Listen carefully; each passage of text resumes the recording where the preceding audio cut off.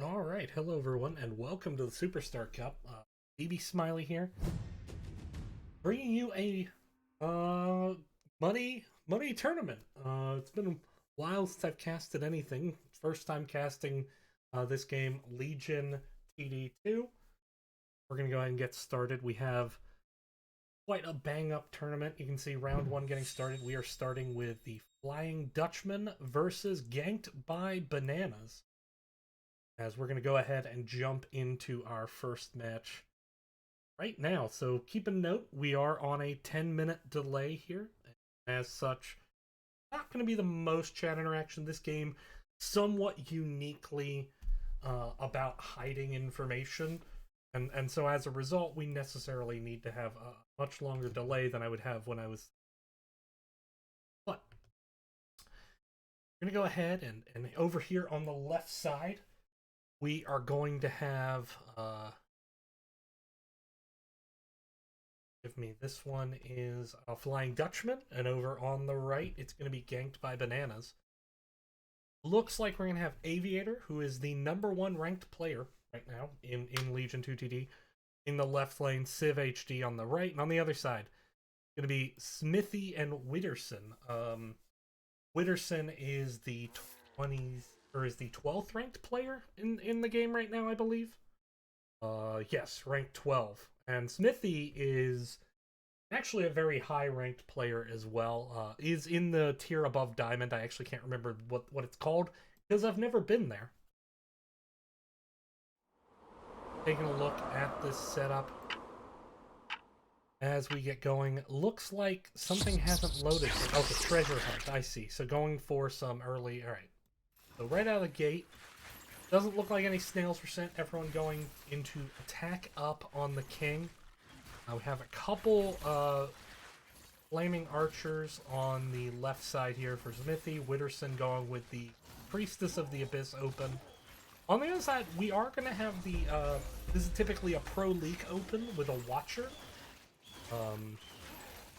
So if you're not familiar with this game, it's sort of a hybrid tower defense competitive. Did not get the Pro League. The Watcher did survive.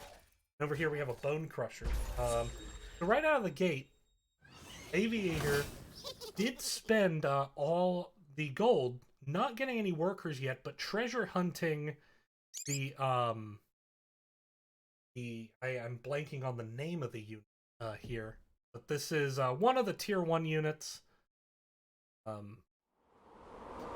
When you upgrade it, you can send it away. Sending a sprite, so there it is. Looter. Got the name. Here we go. Bone Crusher, Bone Warrior. Flaming Archer still. But right now, Civ HD with 6 workers. Still only 2 for Aviator, but the thing is, you can send the Looter upgrade away to gather Myth. And so if you look at it, keeping up in Myth just fine. Will actually probably be ahead on Myth. That is the resource used for sending mercenaries to the other side by the end of it. So right now, this Bone Crusher may leak. No, it should survive actually. So big key with the Bone Crusher, of course, is that self-sustain, and once you kind of get a critical mass of enemies down in the early game, it can obviously just stay alive. But here we go. We are now seeing the Brute send. This Brute being sent by Civ, excuse me, should head over to Smithy. How is Smithy going to respond? We'll see. Of course, Smithy can't see the Brute, but I have to imagine that the Brute is expected. Brute coming out from Smithy, on the other hand, is going to go to... actually, wait, no. Smithy sends go to Ziv. Ziv sends go to, excuse me, Witterson. Okay. So in either case,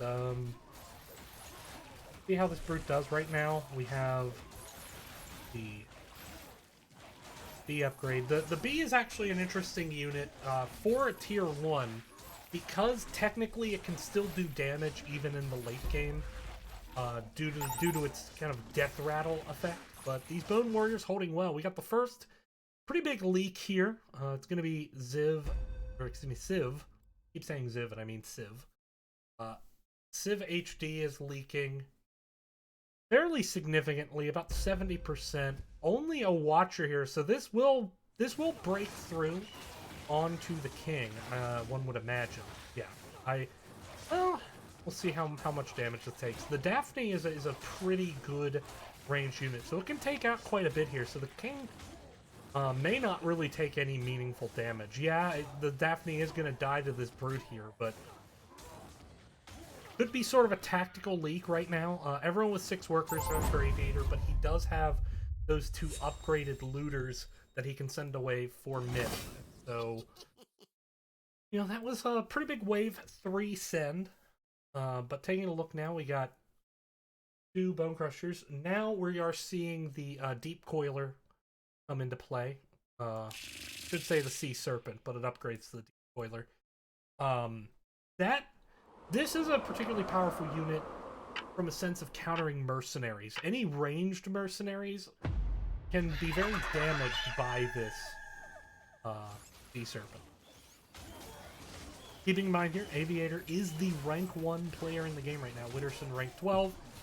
Civ is in the high gold, low plat range. Smithy is the rank above diamond, which again I'm blanking on the names. Give me that. Well, we are on 10 minutes. All right. So another Watcher comes out. We have the Daphne up front. So you're thinking, wait, why are you putting this range unit up front? The thing is, the Daphne actually can take quite a bit of damage. Has very good health for the early game.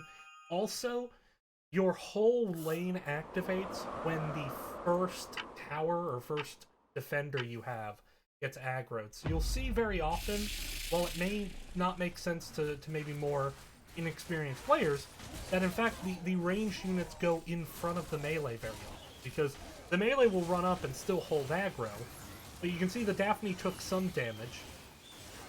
But now these Watchers are going to step up and help clean up. And so Daphne, you know, all that matters is that the unit doesn't die. You see over here there was a looter that was designed to split the wave a bit. And so working very effectively. But right now, I mean, we are heading into wave 6 and there's 120 myth in a lot of pockets. We'll see if... looks like those are being held potentially for wave 7. Keep in mind that income is also based on myth send. So right now, slight lead in income over the side of Flying Dutchman. But that can be made up quickly. And you know, we are on track to potentially see some pack leaders next term. Or next turn, excuse me.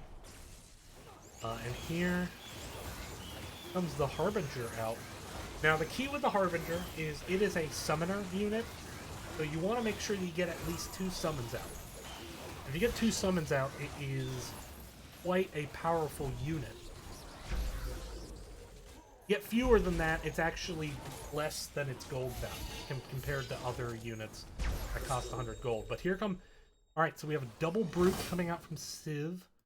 On the other side, it's a pack leader and a double Brute. So the Brutes are impact damage, which means they're good against fortified units. These yellows should come down here and hit these Bone Crushers. Potential to do a lot of damage. On the other side, now we are seeing the Sand Badger come out. Sand Badger is an excellent defense tank unit. However, it is vulnerable to impact damage. But we'll see what happens right now. Here comes... split that Bone Archer positioned well to, or excuse me, Flaming Archer positioned well to do a little bit of a split.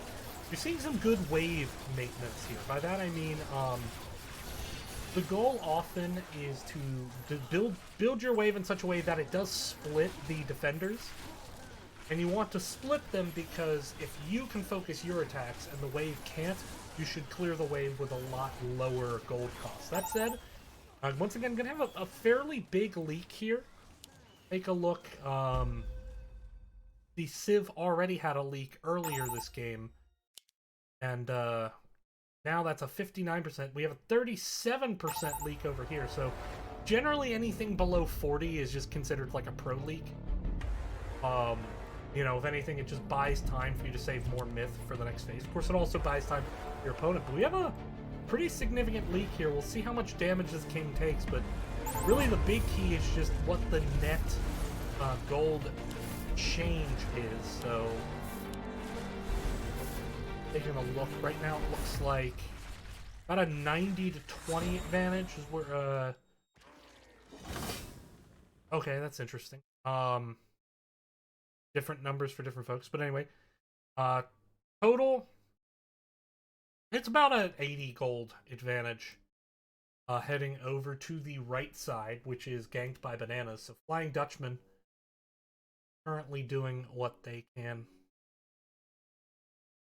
Kind of an interesting setup over here, but you have this nice little Arcane Natural tank structure. Arcane Naturals make a great front line in this situation. They have pretty much complete coverage. No big sends here. Big sends were on wave 7. Keep an eye on those workers. Smithy right now, the lone 9-worker haver. For those getting into the game, I think one of the big mistakes is to think that you need to have a certain number of workers by a certain turn. Often, you have to consider a lot of variables. One of the biggest variables is how much myth does your opponent have? The more myth they have, the less you want to build up workers. Everyone should presumably clean this wave up, and they do with no sends there. Is anyone going to send on 9? Doesn't look like it. Taking a look at the spells, we have Allowance Giant Snails, and I believe that is... Forgive me, because I can't really see it particularly. I believe that is Press the Attack. And Press the Attack as a spell, and you get your spells at level 11. Press the Attack is going to give 70 myth in addition. So whenever Press the Attack's in the game, you can often see these really big long saves for wave 11 with a big focus on eventually trying to end the game on wave 11 through 13, somewhere in there. And looks like both teams kind of have that same idea in mind. Having Press the Attack in the game tends to shorten the game. You might be thinking, well, wait, why aren't they spending their myth now for income? Once you get into higher level play, it's less about surviving the waves, because everyone can just survive the waves fairly efficiently. It is about actually finding ways to win the game, not just to fail to lose the game. So you're going to see these big sends. Actually, it looks like we're having the big sends come in here now on 10 from both teams. Okay. So we're not going to see that push for an 11 save, potentially Press the Attack and looking to end. Potentially looking to end now, and you know, taking a look at the net worth, you can see that still, despite kind of those leaks earlier, bit of a net worth advantage, at least from Aviator, you know, the rank 1 player in the game right now. We'll see what happens here. Got a couple deep coilers, but with the melee, they're going to lose value. And it's just going to be a matter of how much damage can they really do. These Daphnes are really just exceptional here on the boss wave. Daphne puts a debuff on the boss. You can see their marked target. And it just makes every piece of damage do more. So really, even if there's a pretty big leak over here from Ziv, I think those Daphnes are going to help them catch the leak fairly well. Meanwhile, we have a double leak on the side of Ganked by Bananas. And they are coming down the lane now. They're not super healthy, but this will still be some gold turnover from these leaks. How well will this hold? It is going to break through.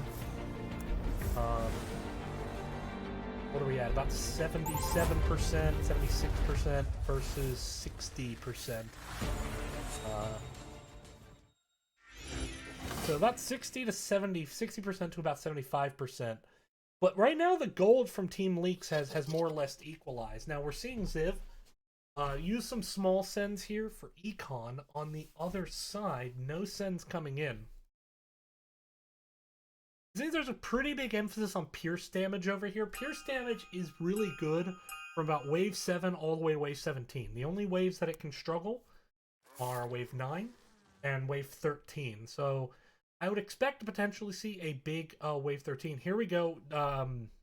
We have the Boars coming out. Boar has arguably been the best unit in the game for a while now. Although, here's the Sovereign already coming out here. from Aviator. Sovereign is just incredibly powerful unit if you give it the time to ramp up. So you can see the boar. It has a big AOE bit of burst damage here. If we take a look, you can kind of see that it has gone down, but it has the advantage of not just doing a good burst of upfront AOE damage. It has the advantage of slowing the enemy attack. So it's both offensive and defensive in that respect. It's a really good tank to have. Take a look here at what things we have. Can't tell if they have used their rerolls yet. I'm going off the assumption that most people have gone Greed, which gives you 1 reroll, but no fighter lock. We got an allowance here on the side of Flying Dutchman from both people, going for kind of making sure they have more gold. On the other side, press the attack.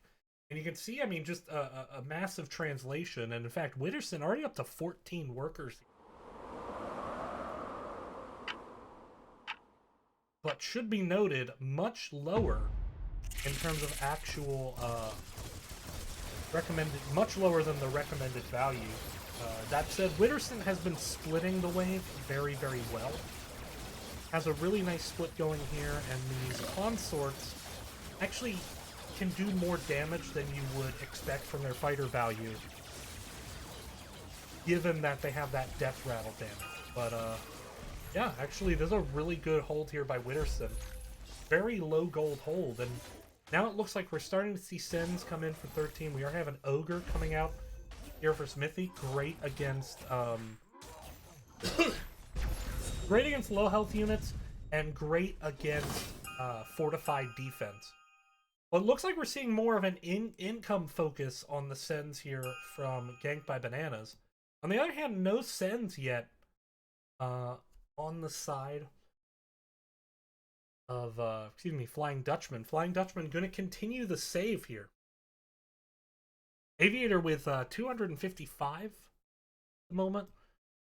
And you can see it has the split going. The goal of this split, again, just to keep some enemies over here, drawn over here, so that way this bulk kind of has a little bit less to work with at time. But here comes the big Sens.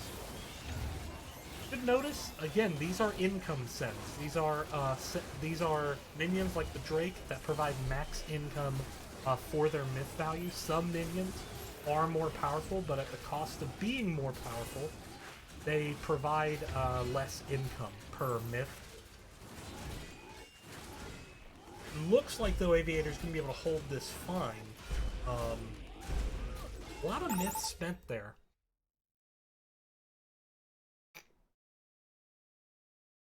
You know, with so much natural defense, with the emphasis on pierce damage, they could be saving for 15 or 17.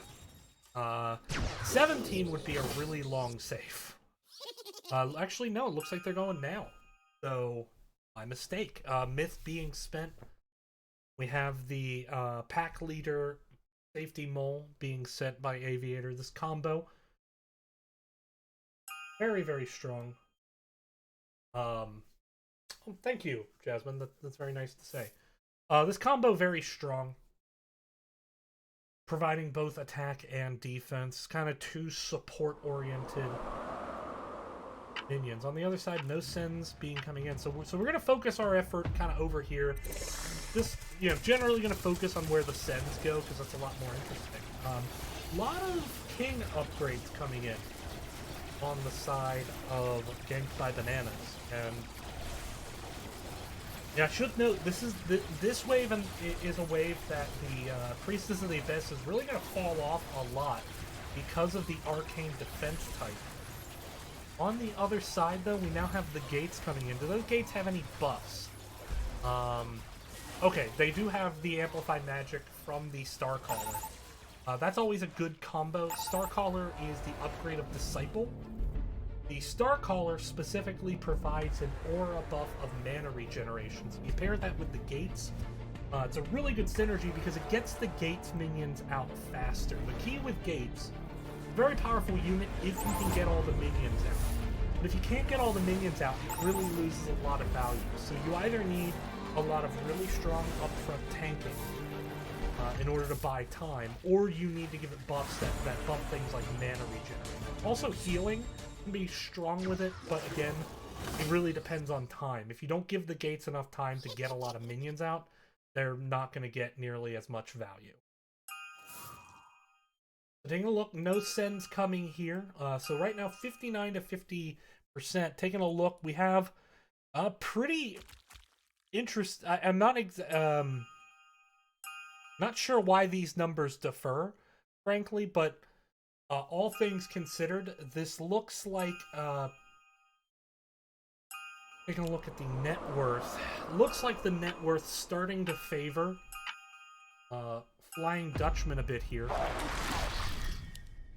That said, worker count still fairly low. Because of all this saving, we haven't seen as much a push for workers from either side. Of course, you're not going to see workers typically bought on wave 14 or 15, and the reason for this is at the conclusion of wave 15, and you'll notice that they still have a bunch of gold ready to go. The conclusion of wave 15, you get double the workers for each 50 gold. So rather than spend the gold now, you're going to save it, and as soon as wave 15 ends, you'll see that number drop pretty quickly as the worker rush sort of starts. And we are translating, I mean, now into the late game. This is, nobody was really able to get that huge breakthrough on pre-wave 10.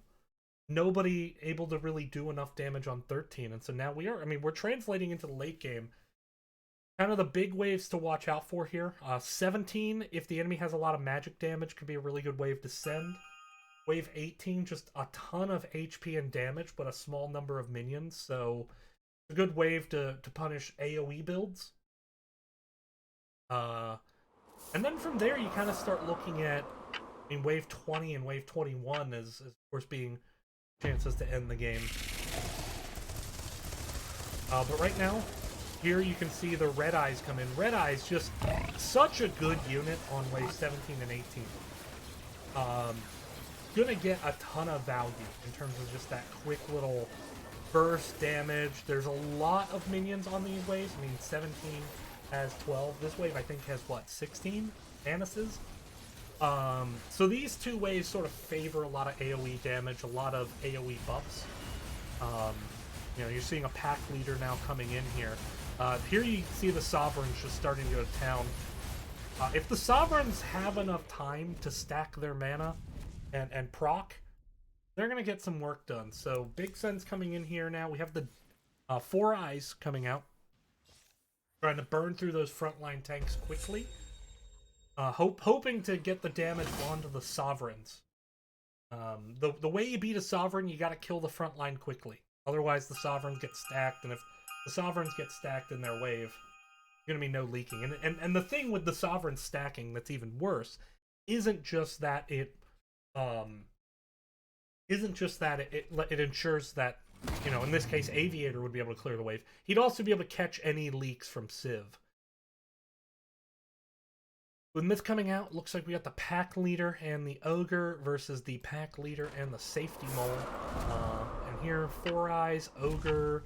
Oh, double Four Eyes. Okay, so they are definitely trying to kill those Sovereigns quickly. We'll see how well those Sovereigns survive.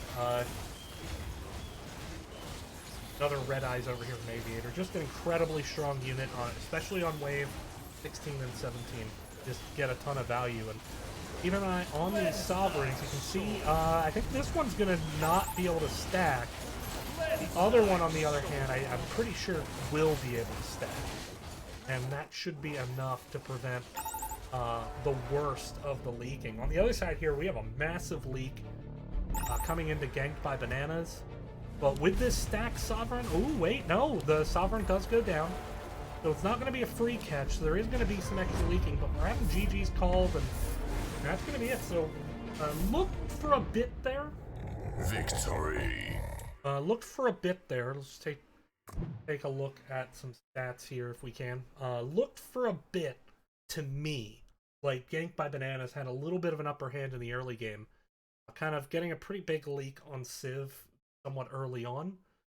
But ultimately, Aviator really just carrying, and you're the rank 1 player in the game for a reason. Yeah, you can see. I mean, around wave 8, there was power score advantage, favoring Gank by Bananas, but ultimately, it is Flying Dutchman coming out here on top. You can see that gold advantage just building up over time. Take a look at the net worth. You can see it levels off here towards the end. And you can see, I mean, Flying Dutchman bought no king upgrades. They bought 2 at the beginning of the game. Both players spending their 20 on those king upgrades. But from there, you can take a look, fairly standard growth. Take a look at the workers.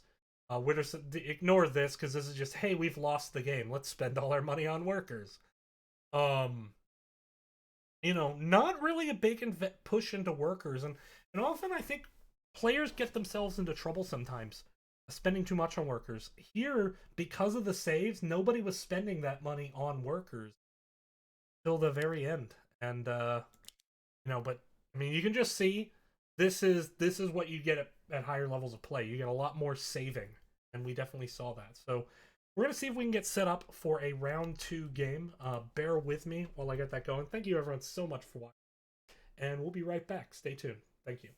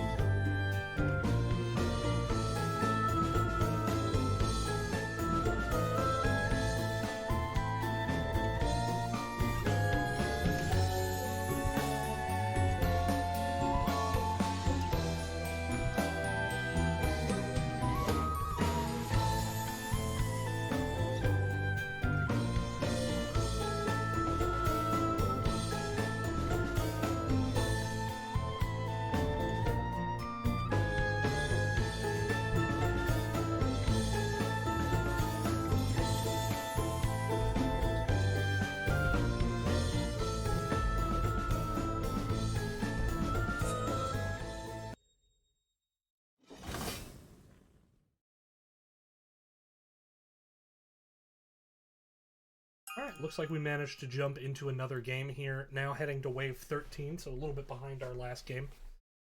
Taking a look, it seems we have here, yes, I forgot the game. It is Salty Bowtie versus Classic River Dancers. We have Classic River Dancers over here on the right. Taking a look, got a couple of these Millenniums set up. Millenniums are kind of an interesting unit. You really want to make sure that they get a last touch here, as we see. It looks like they have Protective Aura on these Millenniums, so trying to give the Protective Aura level 10. The advantage of it is basically you put on a ranged unit, and while that unit's alive, it gives passive regen over all of your other units. These should survive from the look of it. But the Millennium, the key is when it last touches a unit, it gives a nice little explosion. Ooh, we might have a pro leak here. Pro leaks are, you leak just a little. This is a perfect pro leak in terms of saving Myth. I'm sure it was planned exactly like that. Maybe it was. I mean, these are really high-end players. Could very absolutely be the case. When you leak a small amount like that, you lose very little gold, and you get more time to farm Myth. And it looks like we are, in fact, seeing a pretty big push here. Looks like with this kind of build that Classic River Dancers. Gonna go for the kill shot here. We have, ooh, the Doom Machine coming up now. Doomsday Machine. On the other side, though, taking a look, we got a Gates build at the moment over here. And they do have some Pegasi to kind of proc those faster. The Steeds, I should say. I don't actually see any Pegasus, but Steeds provide bonus mana. A couple big Golem tanks to give time. These Golems are hardened here, I believe. Yes, they are. So they will survive a bit longer. Keep an eye on this left side. We'll see if Salty Bowtie leaks enough that to maybe put one in the win column here for Classic Riverdance. Keeping an eye on that. Have not been able to, of course, watch this game through. Only just joined, so we are getting a pretty big leak. Couple of north of 100% leaks. That is could be GG, although we have a fully stacked tank here, fully stacked king. This, I think, should be GG, however. There's just too much here, and in fact, that is exactly what's going to happen. So, we jump into this game, and Defeat. Classic River Dancers getting a win here. So, a couple of quick games here. Let's take a look, see if we can... what's going on with our standings. Well,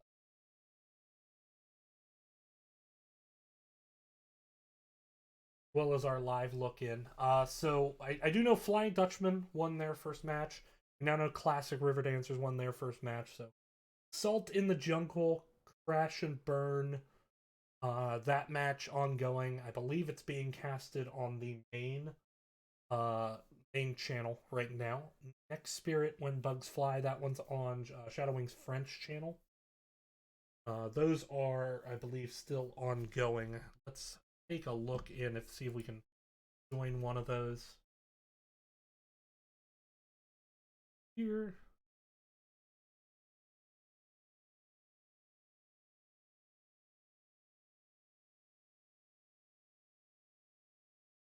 Ooh, actually, yeah, Lisk is on one of the teams as a developer here. See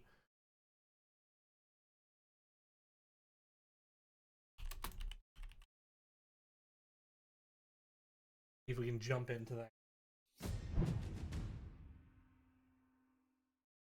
Yeah, looks like we should be able to get into it, although I don't know how far along this is. Wave 14, okay. Go ahead and jump into it. So right now, looks like a little bit of a lead in terms of core health is favoring the side of, forgive me, I'm trying to get the, so this is Next Spirit, which is, you know, Green Spirit and Necropane versus Light TV and Lisk. Lisk, one of the developers of this game itself, and this is a great game, so thank you, Lisk. Thank you kindly.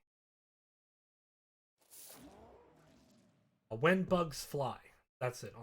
Next Spirit, When Bugs Fly. We got a nice little Starcaller Nova formation here. Novas are really good range damage in terms of yes, their impact, which is a good damage type to have, but also they provide magic. So the only thing they lack is pierce damage, but that Red Eyes is going to add a lot, as are these two, well, they're only Aqua Spirits so far, if they get upgraded. As we're jumping into Wave 15, this is sort of considered a boss wave, I guess. I mean, the giant Quadrupus is indeed a boss.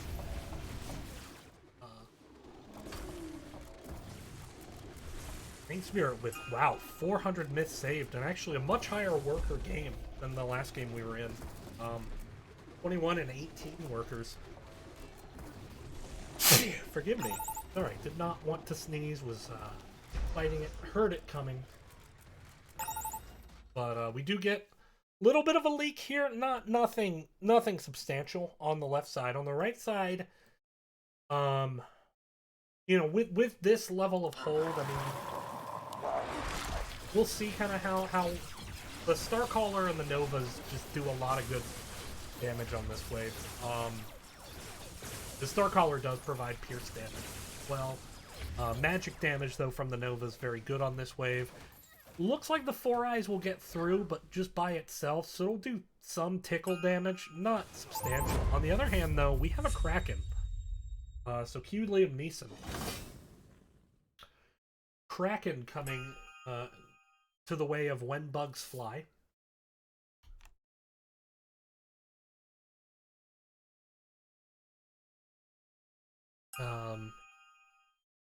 So the Kraken is, as a unit, one that gets stronger as the game goes on. It is the highest myth send. It is 400 myth. Neckarpain sending the Centaur in. Key with the Centaur is it does a lot of good cleave damage. So that Centaur is coming over here to the right. It'll kind of help do some damage past this Banana Haven, which is just an incredibly powerful tank. Banana Haven, arguably the best tank in the game, and Banana Haven very good on the next two waves where pierce damage gets a lot of value. Falls off on wave 18, just because of both impact damage, which just burns through Banana Haven, and it's fewer units. The Banana Haven does sort of AoE damage in a way, and so having a large number of fast, weak units is something Banana Haven's really good against. On the other side, having a large number, or a small number, I should say, of a very large, kind of slow attacking units that do a lot of damage, Banana Haven's going to struggle more with. But here we see the big leak coming in. Will this be enough to win the game? A lot of resources invested here into this early Kraken. And I don't think it's going to get the king. Don't get me wrong, it's doing some healthy damage here. I mean, you can see that. But yeah, so it does hold. And, you know, when you commit that much myth at wave 16, you kind of are hoping to get, the win out of that. And right now, not seeing that. So looks like no one going to be sending here on the Metal Dragons wave. Brain Spirit with 39 workers, Flight TV with 30. This is, you know, there's sort of an interesting effect in this game where if you're able to go into a long game, it's kind of sometimes at the mercy of the person that you are playing. These Red Eyes doing a ton of damage here. Because if the person you're playing saves a lot of myth, then you often just can't buy workers because you need that gold to be spent on defense units for when they do get a big set. But here we are not seeing that. I mean, Neckarpain, the only one currently with under 20 workers. For context, our last game ended on this wave. And I believe we saw like 15 workers as like the max. A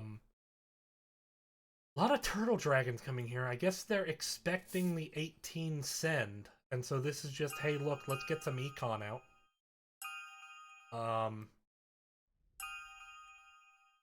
Getting some pings here, but pardon me, I'm gonna sneeze again.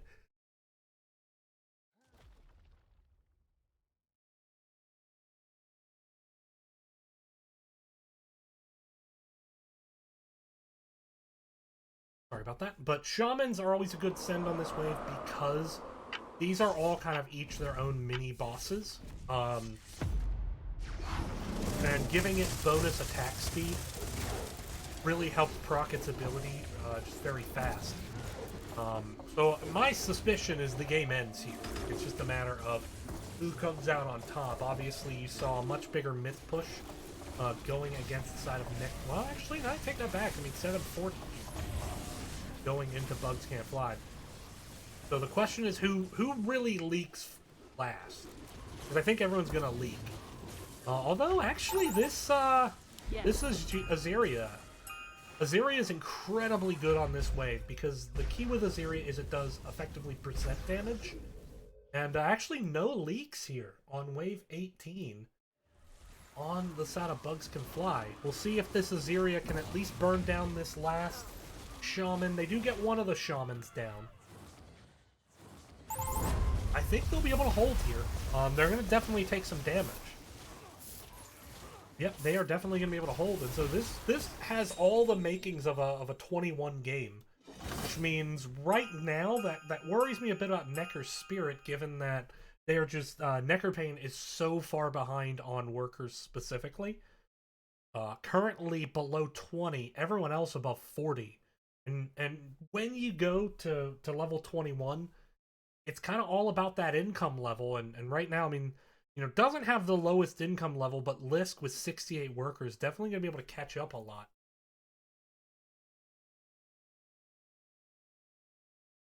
So we'll see. Do they maybe go for a 20 end? I don't know.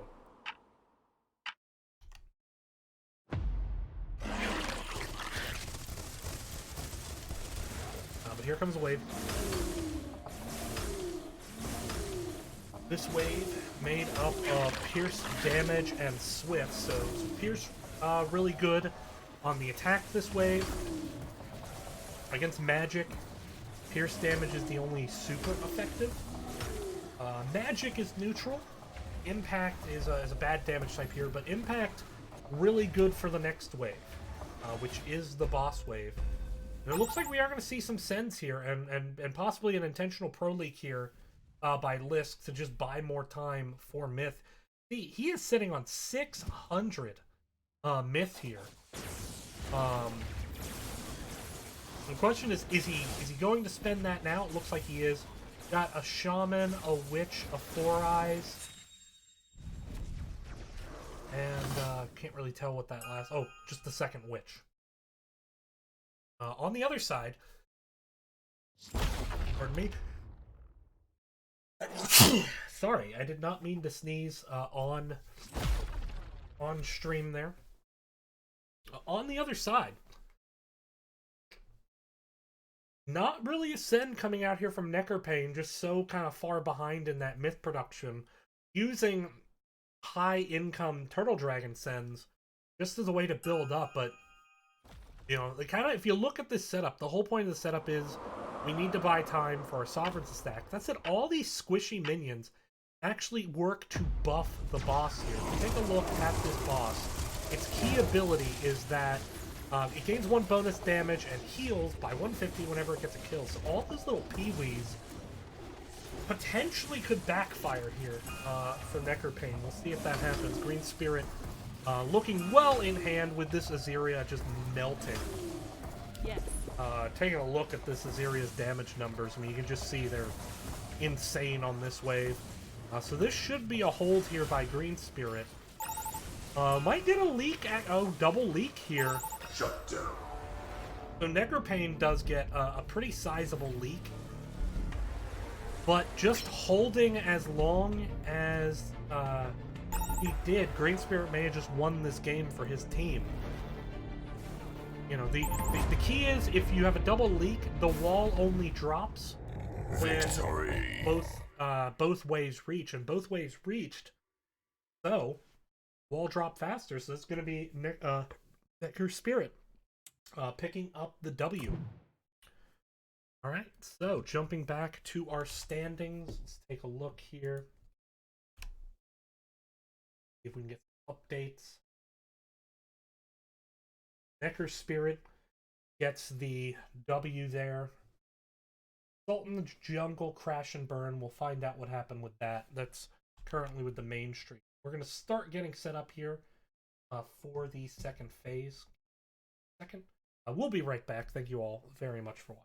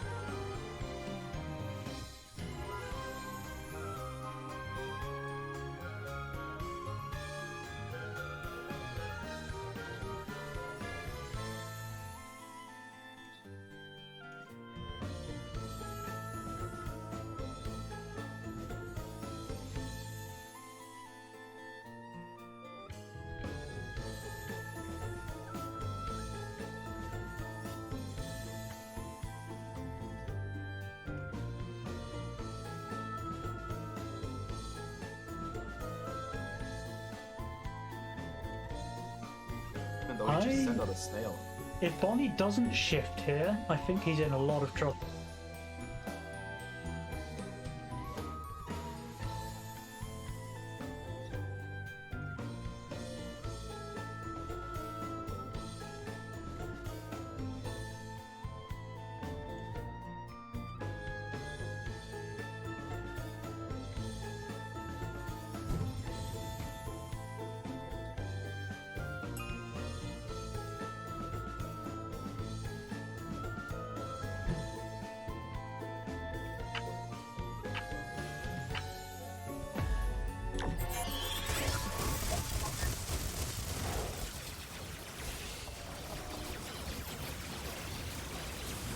We're getting into our last round one game here.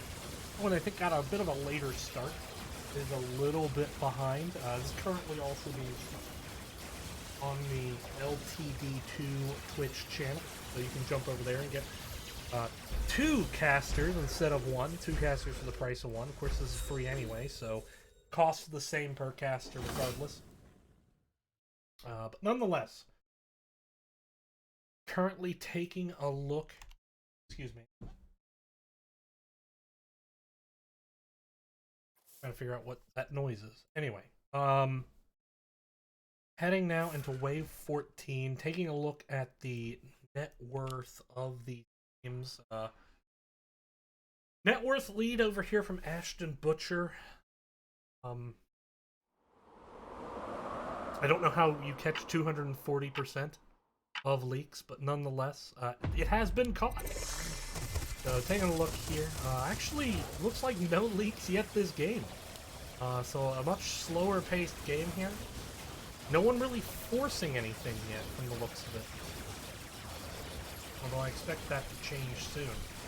Got a couple press the attacks here from Bonnie Emilios, Firebat, and Ashton Butcher going with the allowance. That does give them a worker lead early. Well, actually, I don't want to say early. We're basically ending the mid game on this wave. You think of 15 as sort of the end of the mid game here. And it looks like we're gonna start seeing the Sens coming in, and we do have the Kraken that's about to be released here. Someone make sure Liam Neeson is okay. I think I just heard him orgasm. But on the other side, got a Shaman, a couple Dinos, a couple Shamans, a few Dinos. Dinos are a really good kind of spam tank. High econ, they just eat a lot of damage. Their natural defense type is a good defense type to have. It's strong against everything except magic, although it is incredibly weak to magic.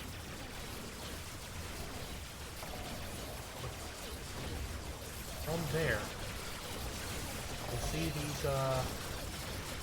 these Kingpins doing work. Kingpin just an incredibly strong unit right now.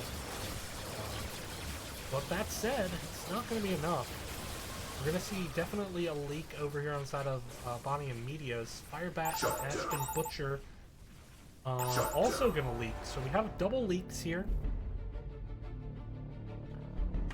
About equal leaks. Slightly worse leak for Ashton Butcher, but not really much so. If you look at the gold, it's important to know how much gold each has in wave 15. Of course, at the end of wave 15, you can buy double workers. But this might be the end of the game. Looks like we do indeed see the game end. So round one is now over. Bonnie and Medios are going to hit here. That is Salt in the Jungle, defeated by Crash and Burn. So, alright. We should start getting set up for round two soon. So bear with me while we get that going. I'm just taking a look now. It's a Swiss pairing model, so we don't get to see what the matches are until each round is completed. We'll get that going very soon. Thank you so much for your patience. Taking a look at the standings. And again, we know Crash and Burn getting the W there in Salt in the Jungle. So because this is a Swiss pairing model, you will see basically 3 matches between winners and 3 matches between losers. And then the winners of those 3 matches, the winners will play the one winner will play one winner, and the other will play someone who probably wins one of the losers' matches. We'll kind of see how that goes as the tournament progresses. Again, goal here, for those who aren't familiar with the format, it's going to be, you want to make top 4. So whoever makes top 4 today, they're going to advance to the tournament tree tomorrow, which is a best of, I believe, best of 3 semifinals and best of 5 finals. See what happens there as it start getting squared away.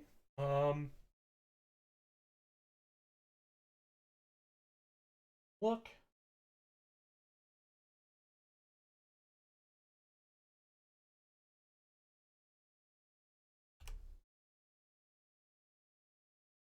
Just give me a sec, because I'm waiting for the next matches to be announced.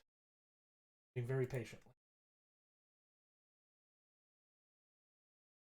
From there, we'll be right back, everyone. Not gonna just make you sit here and watch me trying to awkwardly fill time. So we'll be right back. Thank you all very much for watching.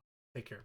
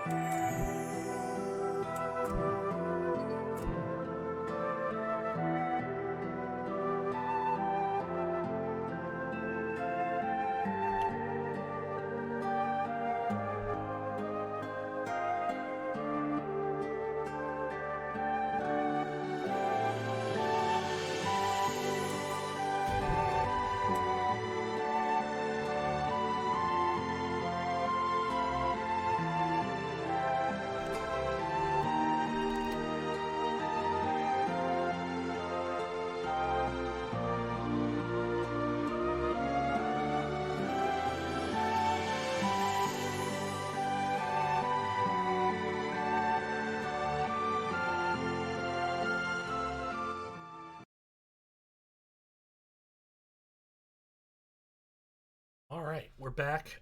Getting set up here. We have in this match, it is Salt in the Jungle versus Yanked by Bananas.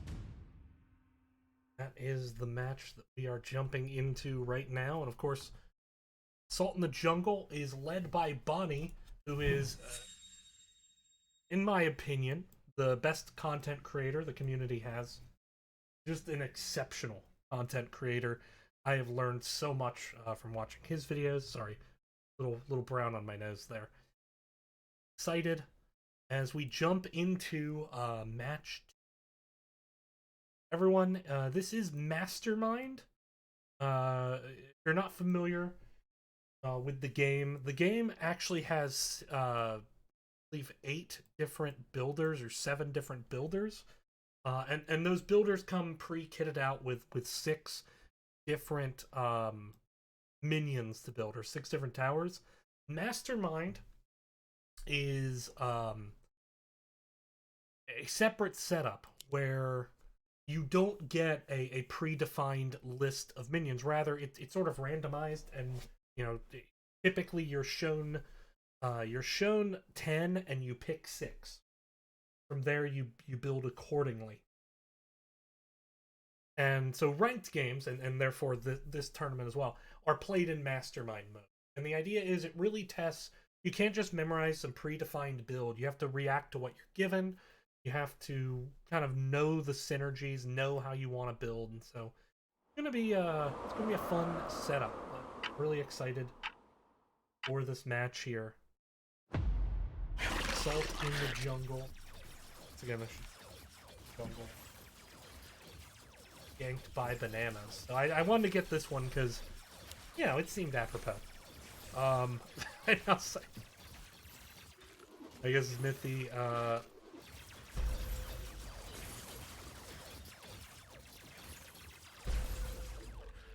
taking a look here. Actually, no send here from Bonnie. Bonnie holding on to those 20 myth. Everyone else just upgrading their king with attack. Common opening. One thing about sending minions early, like sending a snail, is if you send a snail wave 1, you're giving your opponent 6 gold, provided they can hold. So you have to leak them more than 6 gold's worth for it to be a net benefit. And it's just not really feasible, so it's a gamble to send. Only works against certain opens. On the other side here, we're seeing this move into the Bounty Hunter early on the right here from Witterson. Bounty Hunter as a unit, it's the upgrade of the Angler. The Angler is by itself a very weak unit. The Bounty Hunter is a reasonably strong unit. But the key is, if you notice, they're both kind of stacking their mana here, and that's the emphasis. You want to get their mana stacked somewhat reasonably. You don't need to completely cap it, but just stack it a bit. Here's the Pegasus. That's the Sacred Seed, to make it much better. Because this is sort of the Wartortle. Like, this is your Squirtle, this is your Wartortle. Blastoise is the Kingpin. And the key with Blastoise is that the more mana that you have stacked, the stronger it is. But it can't gain mana once it reaches Blastoise. So you want to start early. Here we see the Devilfish coming out as sort of a secondary tank. Some good damage split right now. Now the thing with this Honeyflower, it's a very good AoE unit, but it really falls off later in the game as AoE damage starts to fall off. It's especially weak waves 7 and 8, so we'll kind of see how much of a save occurs. You can see Witterson is saving very aggressively right now. Already up to 76 myth. The thing with saving is that it lets you send more myth in one wave and thus potentially look for a game-ending situation. But the trade-off is it gets less income moment to moment. Now, just dropping a Dino here on this wave, so that's actually going to boost the income pretty considerably. Probably did some math, realized, hey, I need to get this much gold. Right now, still a very early game, very even, but here comes the Fire Elemental coming out, so a lot of AoE damage here for Bonnie. I should note, Bonnie does have the Honeyflower in D tier, as I believe the only D tier unit, not counting Pyro, in the last patch note, or in the last tier list he did. So it's fun to see him breaking it out here in a money tournament. But a lot of AoE damage. You expect to see something potentially like a Hermit, especially on wave maybe 7 or 8. Although I should note that while the Honeyflower is particularly bad on wave 7, the Fire Elemental very good. And lovely little Pro Leak here. A little Pro Leak, allow them to save a bit more myth. We'll see if they what wave they are saving for. We have a Brute already being sent next wave by Smithy. Smithy sends do go to Meteos's lane. Meteos does have this fortified unit, so the Brute is impact damage. It's good against fortified, but here you have 2 swift units, so it doesn't get a lot of value. So we'll see. I mean, the pierce damage from the impact damage from the minion, or no, sorry, the next minion is pierce. Yeah. Okay, so that's actually a nice little supplemental bit of damage. Really beautiful split there. Just an absolutely beautiful split there by Medium. That was like just a perfect split. You get the boss over to one area, and you get the rest of the minions kind of isolated off. And gonna have a little bit of a leak here from Bonnie, 61%.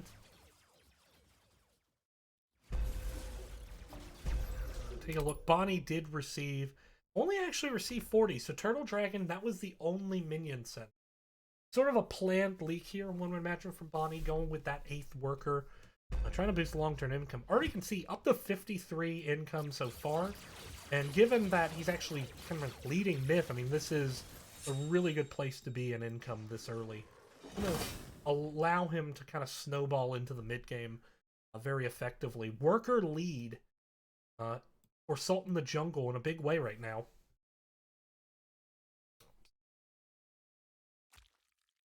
There on the other side.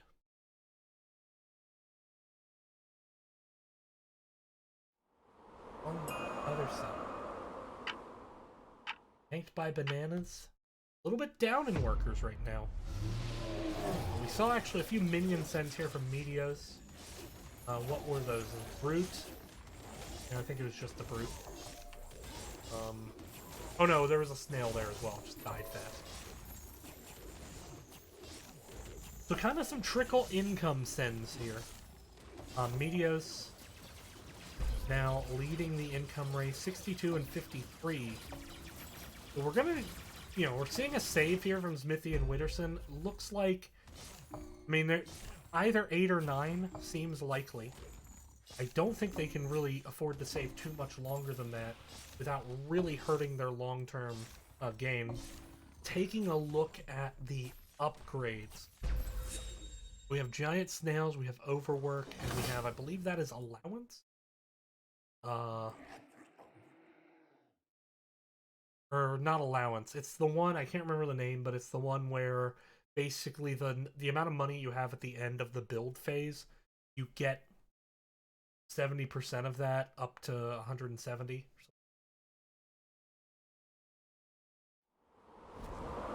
Here we go, jumping into... Make sure. Yes, it is. Okay. Alright, we have a gate already here from Bonnie. Really big income lead right now. Now, of course, the flower in particular is kind of just awful on this wave, but the fire elemental more than making up for that.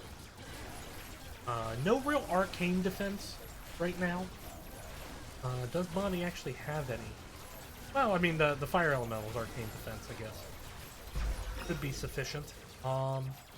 Actually gonna be, yeah. So,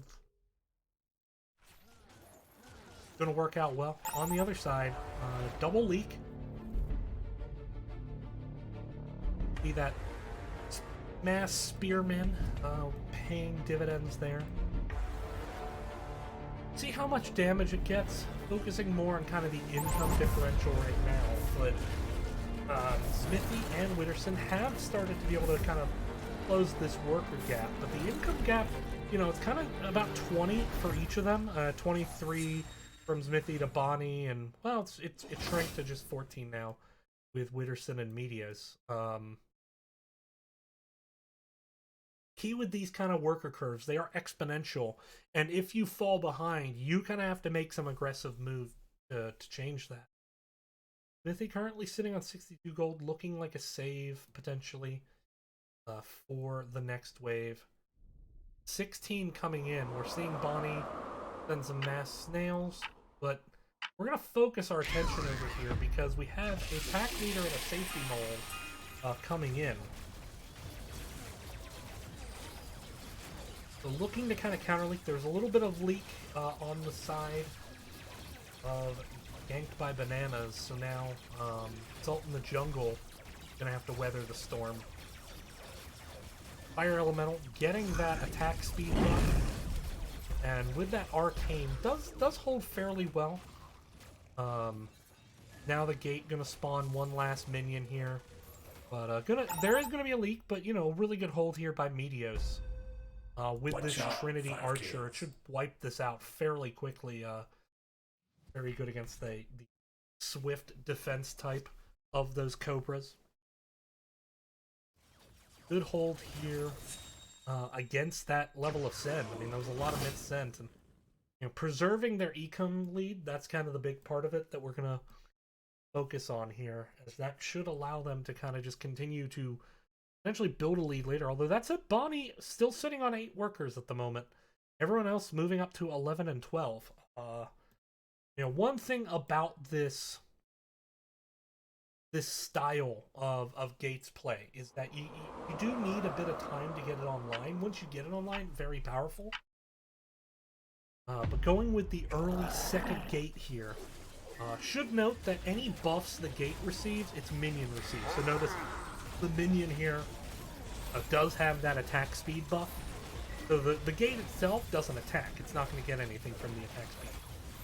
But the minions, of course, benefit quite nicely. And, you know, good hold there. You would expect that. You are seeing a safety mole coming out now from Smithy being sent towards Meteos. Are we going to get cross sent here? No. A couple of safety molds. On the other hand, though, Salt in the Jungle is holding. You're seeing a snail come out, presumably just for some econ to hit a particular... Well, there it is. Exactly that. You needed... Well, with 8 gold, you actually didn't need that snail, but we have a Great Boar coming out. Great Boar, even with some nerfs, still arguably the best unit in the game.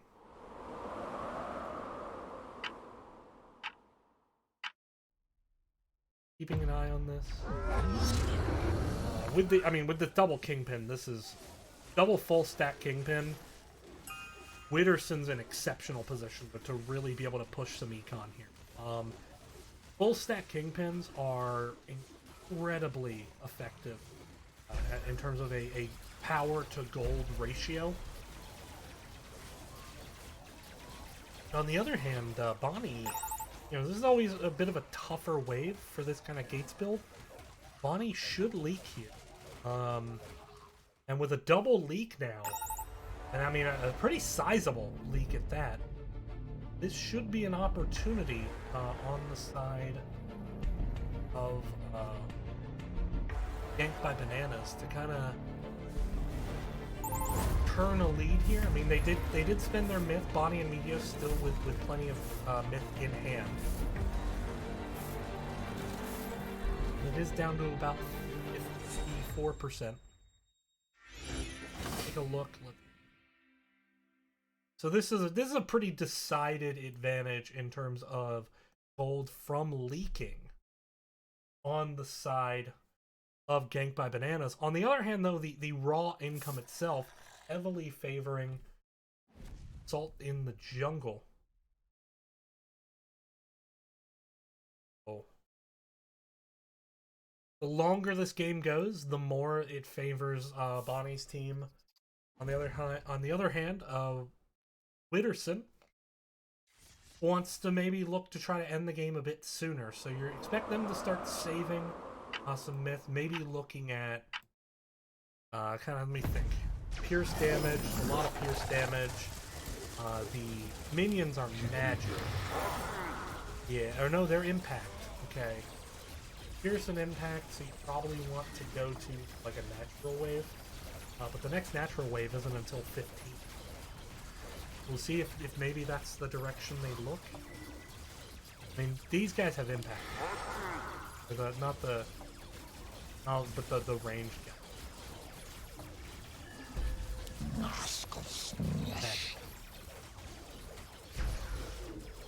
So they do have all the damage type covered if they can get the gates So really, I think you gotta have to think like, what way is the best way to attack Bonnie? Probably the wave where you can get through his tanks the quickest.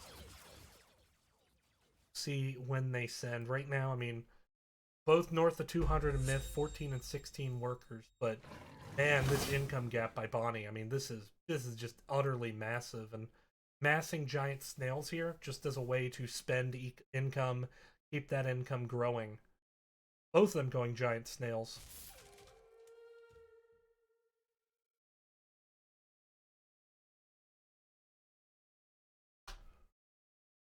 Well, I'm not seeing the snails being sent from Meteos. Confuses me because his myth is low. He's clearly spent it. Oh, okay. He spent it on king upgrades. Okay, that makes sense. So, on the other hand, the save continues for Ganked by Bananas. They basically have to just all in at this point. When you look at just the raw income difference, I mean, this income difference is just beyond massive. Even though they have higher workers, they have been saving for so long. They're going to be behind on gold, total, in the long run. That's it. Well, I mean, you look at the gank difference. Well, not the gank difference, you need the leak difference. And maybe it evens out. Here come the Sens now. We have a Shaman and a Siege Ram. Siege Ram, has that pierce damage, really survives against range damage very effectively. So it's going to come over here. It's going to be able to not really worry too much about those bazookas or the Trinity Archer. It's going to help burn down this front line and potentially these boars very quickly. On the other hand, we have a Shaman coming in. They might be able to get some dinos out with these as well. We have a Hermit now coming. Okay, a couple Hermits. Trinity is AoE damage. Obviously, the Fire Elemental AoE damage. So, Hermit really good against that AoE damage. See how well they are able to break through. This is sort of a situation where, though, I mean, you look at it, they're still behind on income, even after that big send. So they need to make something happen here. Now, they do have a worker advantage. Could neutralize out in the long run. We have a pretty big leak here by Meteos. On the other hand, Bonnie is going to limit this leak quite a bit more. Well, I take that back, though, and in fact, GG's being called. And that leak is going to be big enough, presumably, to end this king. They did get some king upgrades here, but not really a lot, and that Shaman, of course, going to be able to just help pile on the damage here. Yeah, that's going to be all she wrote, I think, for game 2. Ending now on wave 13. Defeat. And advancing to 2-0 is Ganked by Bananas. So congrats to them. Take a look at those game stats.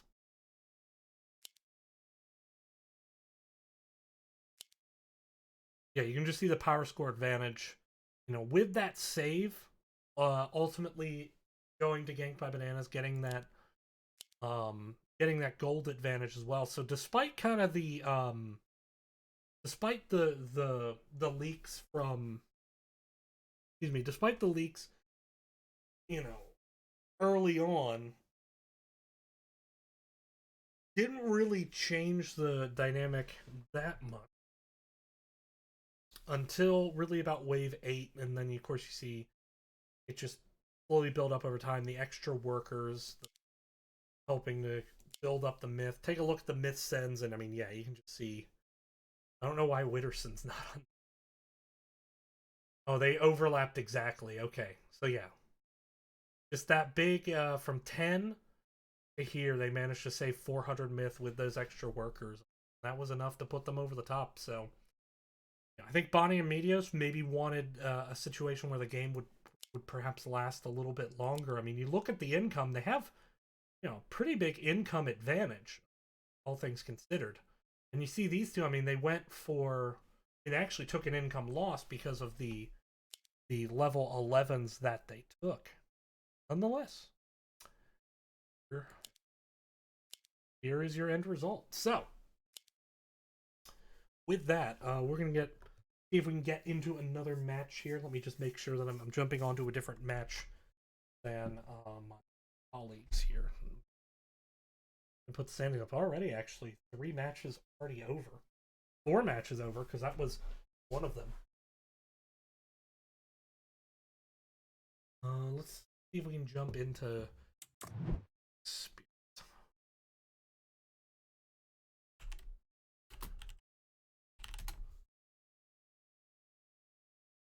See if we can jump into this one.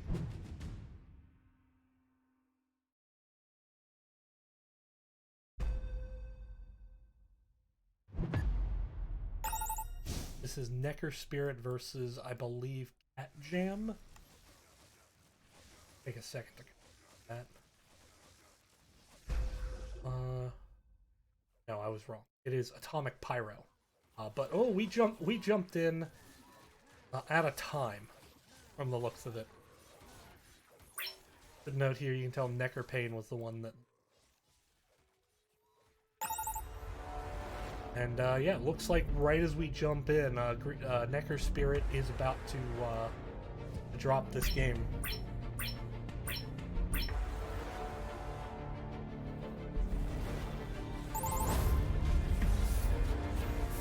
So we jumped in at a time, I guess. Alright, well. Wave 12 end, okay. Defeat. Right. That's going to be Necker Spirit dropping round 2 to Atomic Pyro. Adamaz and Classic River Dancers. Let's take a look if that one's still ongoing or if that's wrapping up here. Second.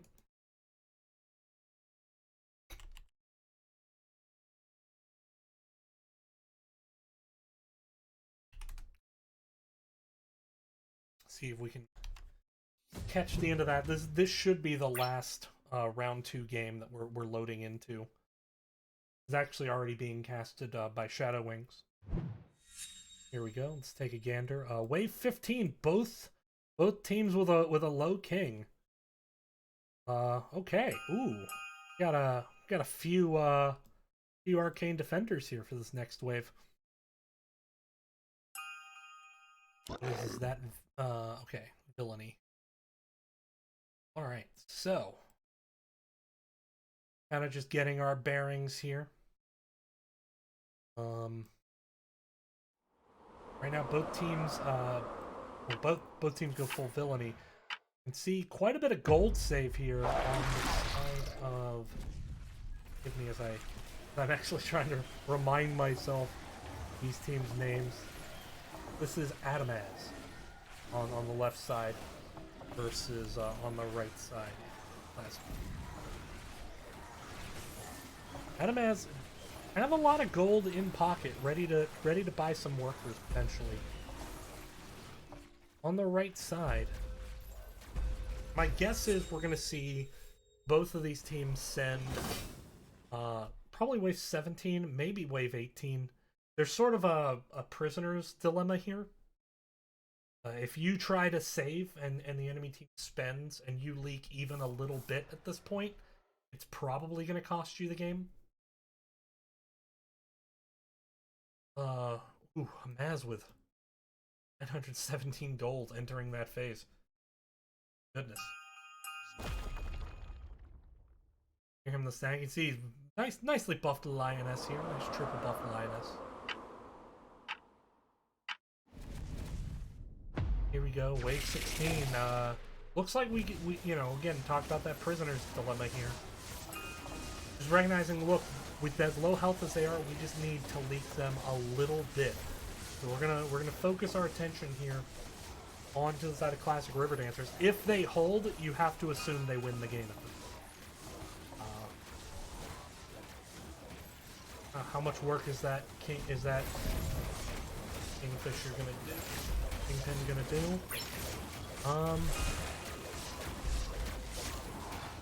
That looks like it was enough.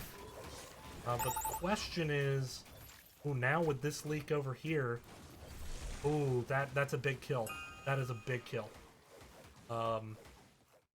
That's GG's, I think. I think You know, and there you talk about, like, again, this is a perfect example of the prisoner's dilemma. Like, yeah, if you're holding for the kill shot on 18, and your team fires their bow on 17, it's gonna cost you the game. And you're just a little bit too long of a hold, I think, by Classic River Dancers. Looked like a snap decision from Adamaz, but it didn't paid off, so well won by them. All right, well, taking a look at the standings, Adamaz is going to get the win here. Let me refresh my standings page because it's a bit out of date.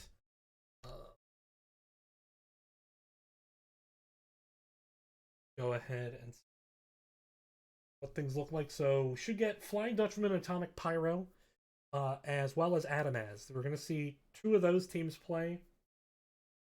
The other one will presumably play one of these 1-1 teams. It's Swiss pairing, so until the round is officially set, it's possible for is. But yep, we should now be good to go. Hopefully we will get the third round up soon. We'll roll down to it here. Update the standings.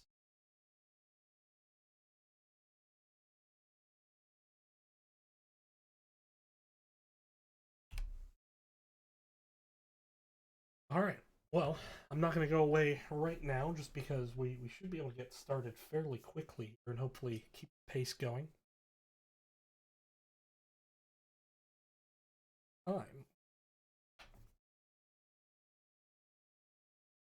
to be set up live. Here we go. Okay. So round 3 is now being set up.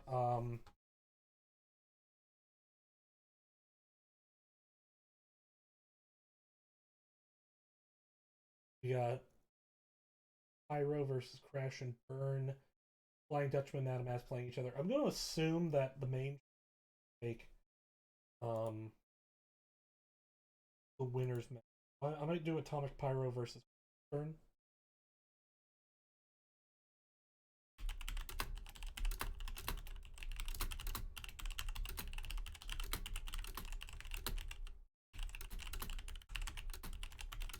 Give me 1 sec. I'm just communicating.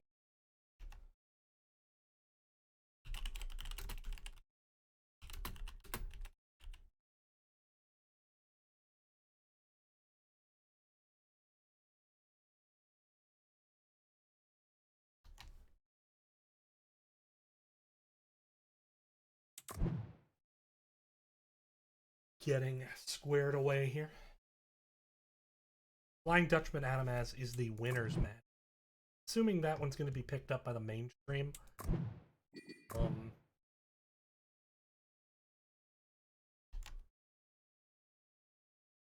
Atomic Pyro versus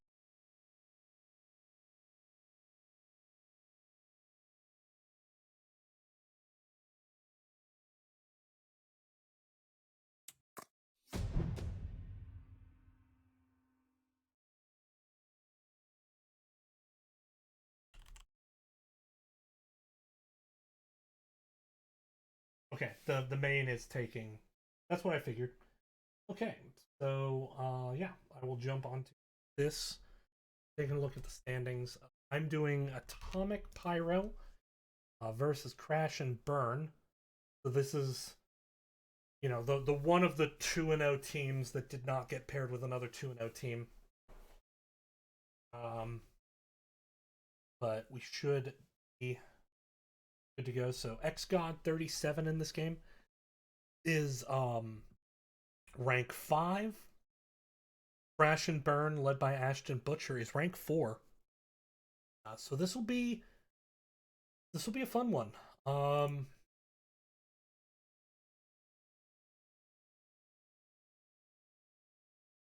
Hopefully we will be able to get started soon.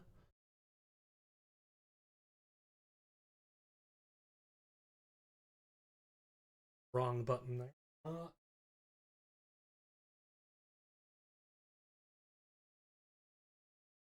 going to take a very brief break. I'll be right back.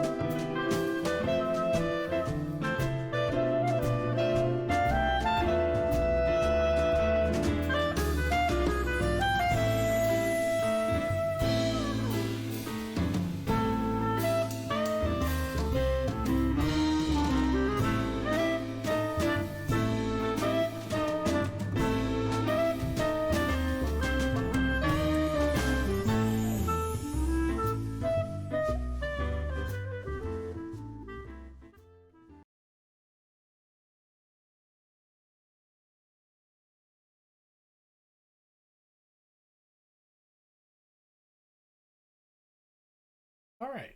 Looks like we're getting started into our round 3 game. We are covering Atomic Pyro versus Crash and Burn.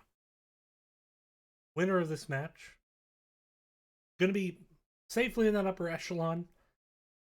Even if it is Crash and Burn at 2-1 because they'd have the tiebreaker. Excuse me, as I deal with my cats. Sec. Should hopefully soon.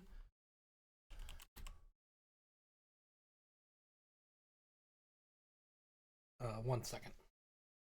Stewart, no.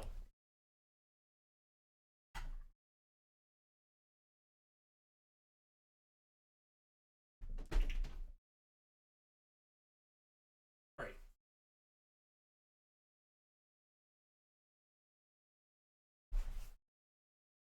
Sometimes cats will be cats.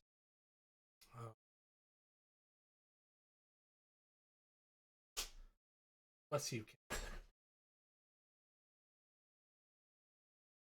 We're still waiting to get started, by the way.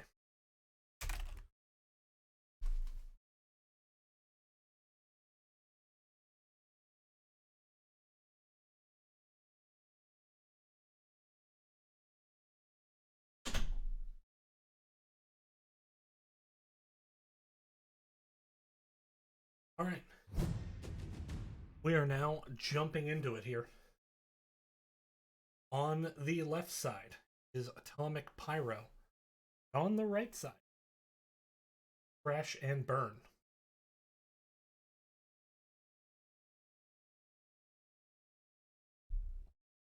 Let's see how this match goes.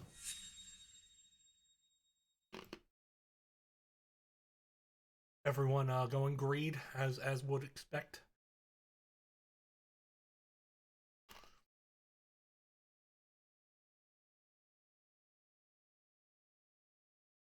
Take a look. Nobody yet picking. There's 6.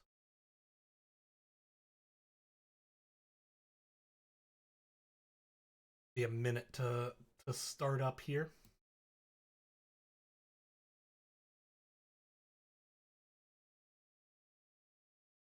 But looking forward to this match. Again, winner positioned well. Again, the goal here today, make top 4.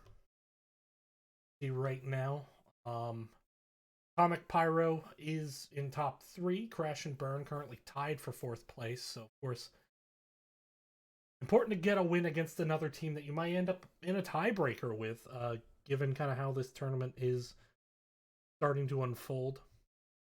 It is Swiss pairing. Excuse me. It is Swiss. You don't want to see that. It is Swiss pairing, Swiss Access.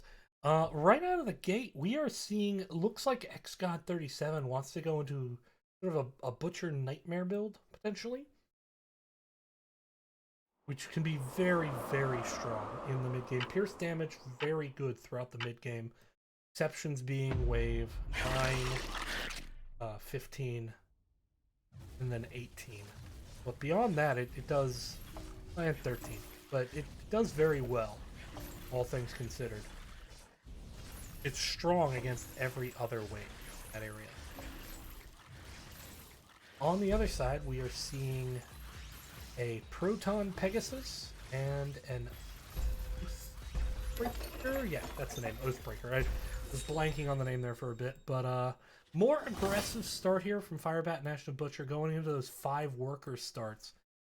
They do leak to snails potentially, so we're gonna see if those get sent. Both teams choosing to upgrade their king with their first 20. Worth noting that with the Sky King side, they chose to upgrade the health regen twice rather than the attack. See how that plays out. On the other side, Proton should hold. I mean, this is an Atom. The Proton is the starting unit. The Atom is deceptively tanky for the node. I mean, it's got 780 health, which for a 90 for a 90 coin minion total cost, it's not bad. Pardon me. It can be deceptively tanky, and then with that Pegasus there, I mean, this is a really good combo.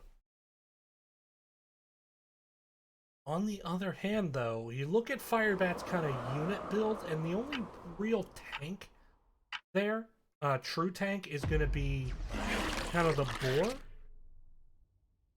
It's going to be a while before the boar gets there. Forgive me, I'm having just massive allergy issues.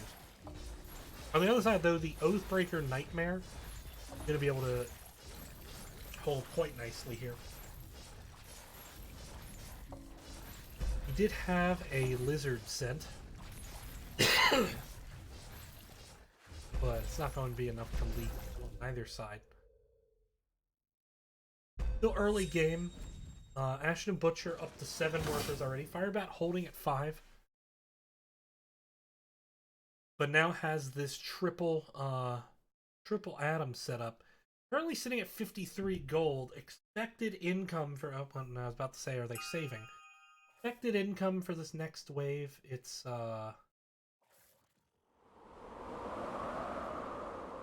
can't actually review. There's a wave. I don't know what that is, but nonetheless, no leaks yet. The X-God at 7 workers as well. Of course, the Nightmare very good on this wave. Nightmare is good on okay on wave 5. It's not, you know, if you get the boss down quick, it's all right.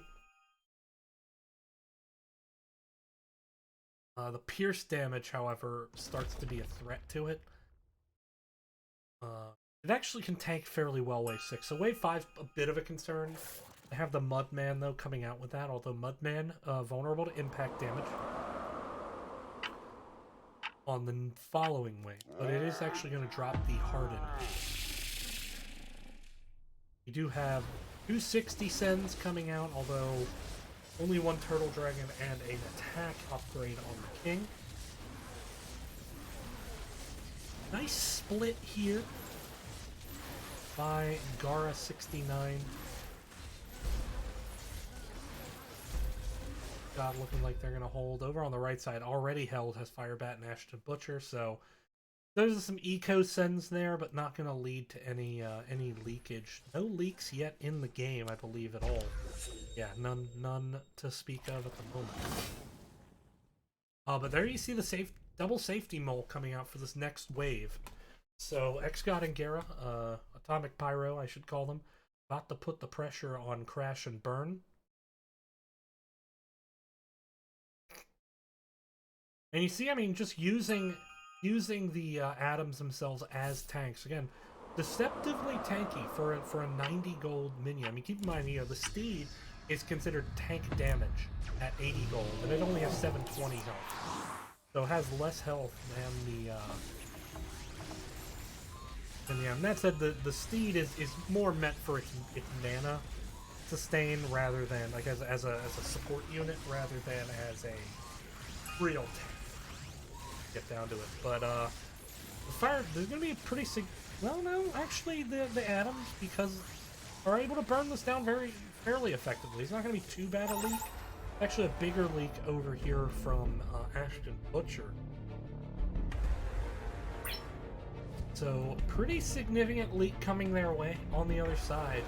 X-God and Gara are holding.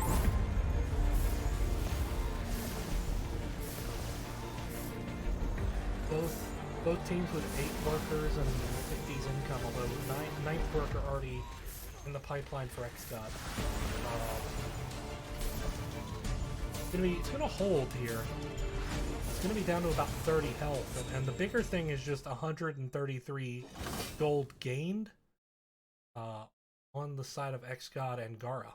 So, although I don't know why these numbers don't agree. I'm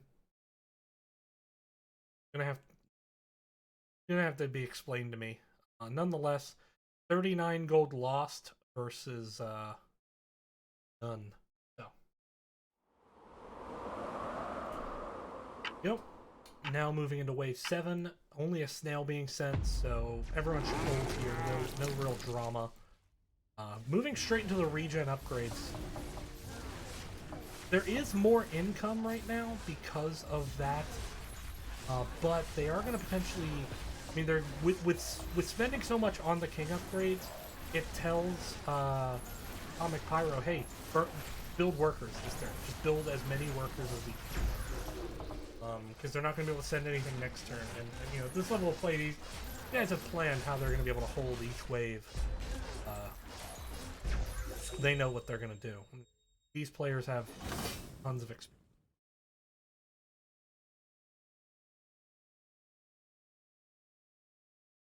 So here, you see the attack speed upgrade to these AoE style minions.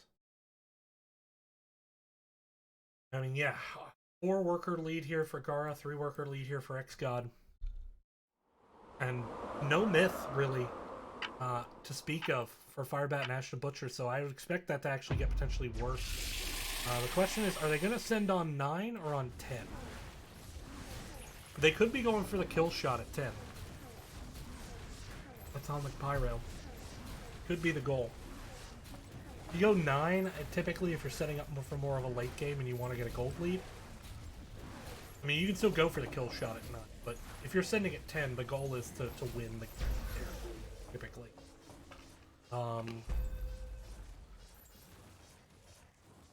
And yeah, I mean, there's... X-God has 200 myth in the bank. Is this going to be the Pro League? 12. Oh, no, it's not going to be the Pro League. I think it was holding out for the Pro League, but got the Ogre out, and then just to get a little gold, sent the Snail. On the other side, I mean, you have full regen upgrade now, but now you have to spend all your gold defending, and so even if they survive this right now, because of the way the game snowballs, Crash and Burn going to be in a bit of a deficit here. Already down 4 workers. Both of them, really a total of 8 workers. You can see, you know, getting some additional king attack upgrades, but 240 sends, 260 and 240. We're going to focus our attention over here on Crash and Burn, see how well they hold. I mean, with this emphasis on AoE damage, the Safety Mole is just neutering the Aqua Spirits. They're effectively just not even there. Fire Elemental, at least, is there. The Aqua Spirits functionally just not really doing any meaningful damage. Then you add in the Hermit as well, and this is not looking good for Crash and Burn. At least you have the Lord of Chaos here. So this, you know, this leak on this side won't be bad, but there will be a leak. That Safety Mole gonna buff this Ogre. This might very well be GG. It has, with that regen, it's had time to regen quite a bit of health. You got 44 right now. But this very well may be GG.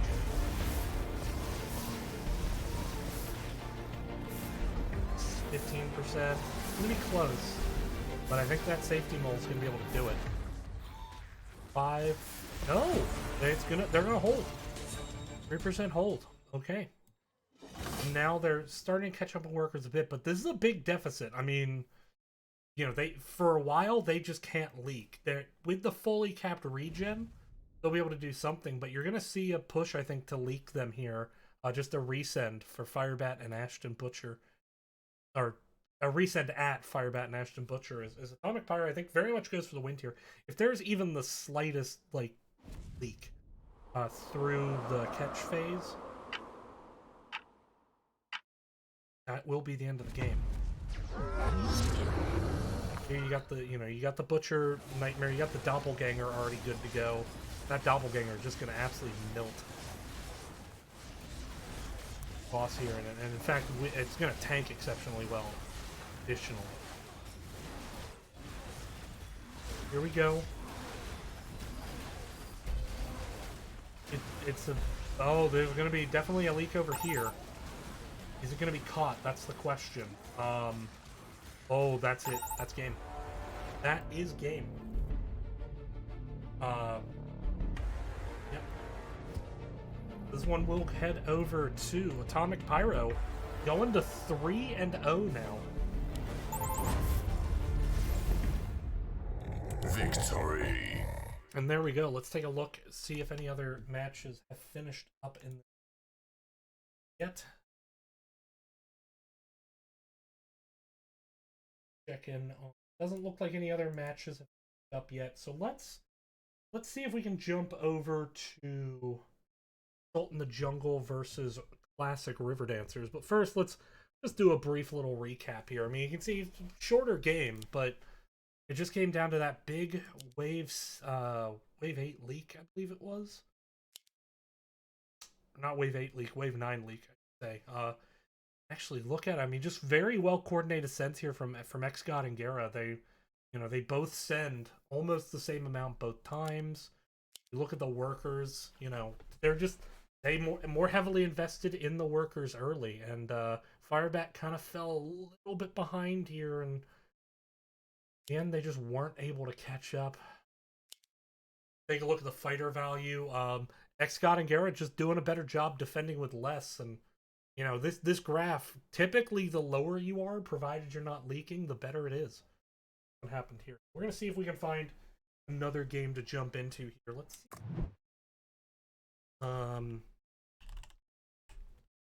We'll jump to When Bugs Fly versus Salty Bowtie. See if we can do that.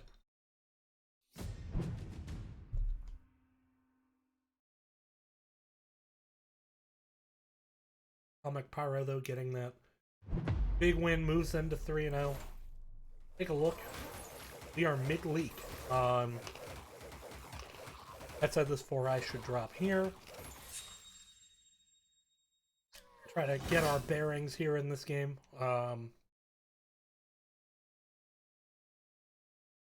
Looks like. So we have Bugs. When Bugs Fly on the left side, Salty Bowtie on the right. Salty Bowtie looking like they're planning a send here. Let's see. We got... Looked like we were going to have a Phoenix upgrade. Getting a Boars upgrade here. Heading into Wave 14. So yeah, that's... The having the red eyes is better here. Having the Phoenix, though, for the next wave is going to be massive. See if they have any buffs on that.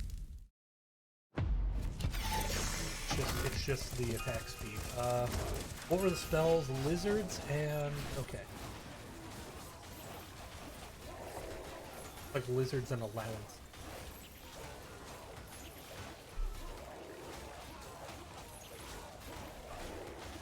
Pretty clean. Clear over here by Lisk. Double gates build. This is interesting. We have a gates on the left and on the right.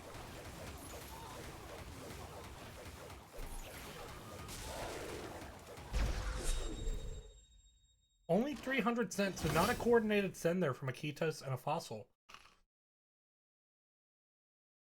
Now, Kitos does have 37 workers. So, gaining myth at almost twice the rate of anyone else. That's just insane count of workers. Flight TV, though, buying some workers here from the now has the Phoenix, very good on this wave. Ooh. Got some nice gauntleted, hardened golems. This is actually a good combo. Because they can harden, they get more effective health from the Lost Chieftain. There it is. Gaia Shield. That's the name of it. Ooh. I am not on the game. Sorry. That's the joys of a 10-minute delay for me.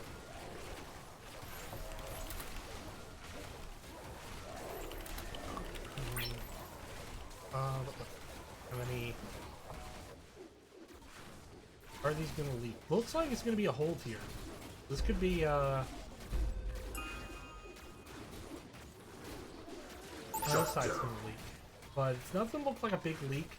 So even yeah, they're both gonna leak, but not honestly too bad of leaks here. So I don't think this ends the game, and if it doesn't end the game, then certainly that's going to work in favor of Salty Bowtie. Well, you know, it only has one attack power. Let's see.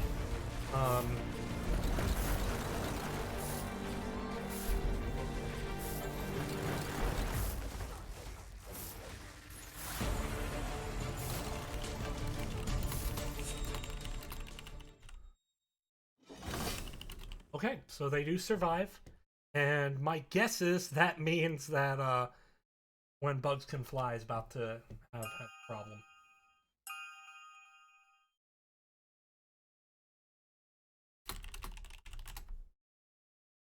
Thank you for explaining that, Fragzoff. All right, well, we have 4 eyes. That is 16 eyes. That is six. There are 16 eyes about to be sent. I'm gonna add a resend right away. Will When Bugs Can Fly hold? That's the question. And the answer...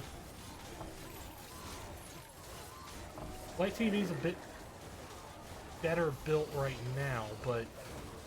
I mean, if these tanks drop, the gates are not gonna hold long.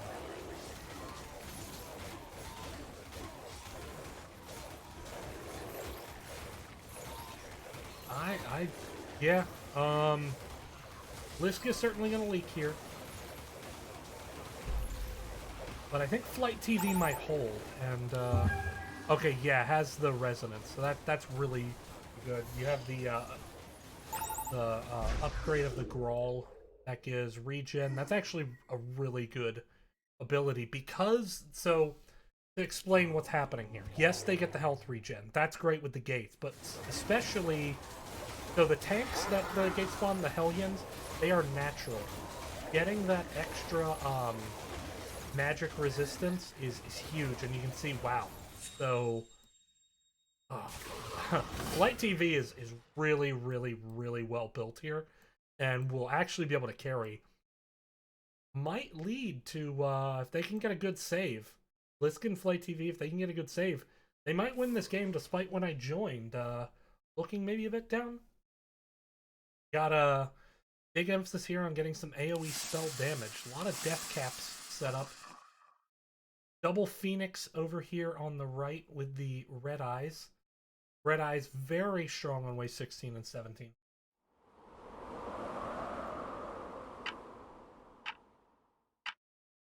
Taking a look. No big sends here. Should be a pretty dramaless wave by itself. Looking at the work, I mean, look at these worker counts. Fossil's the only one who's kind of behind right now, but, you know, 31 is still a lot of workers. Left to their own devices, these guys are easily going to have enough income. Look at this, 700 income on wave 17. But the sends are coming, although it looks like Akitas, looks like they're let's play for 21. I mean, that's what these sends tell me. These sends tell me we play for 21. Which is a very valid strategy. If you think that you have the better build to survive 21, then yeah, you're going to potentially head that route. They're sending full eco. On the right side, sending for the win, we got 8 eyes and 2 shamans. The name of my new Through the Fire and Flames cover band? I don't know.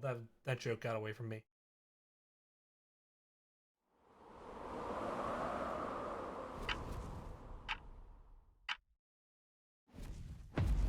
Shall see. Of course, now, I mean, this information very directly communicates to When Bugs Can Fly, hey, they're playing for 21. And now you have to make it, or maybe at least playing for 20. And now you have to make the decision, okay, are we going to start saving? I mean, Akitas already has 358 saved. 53 workers. That's so much bit.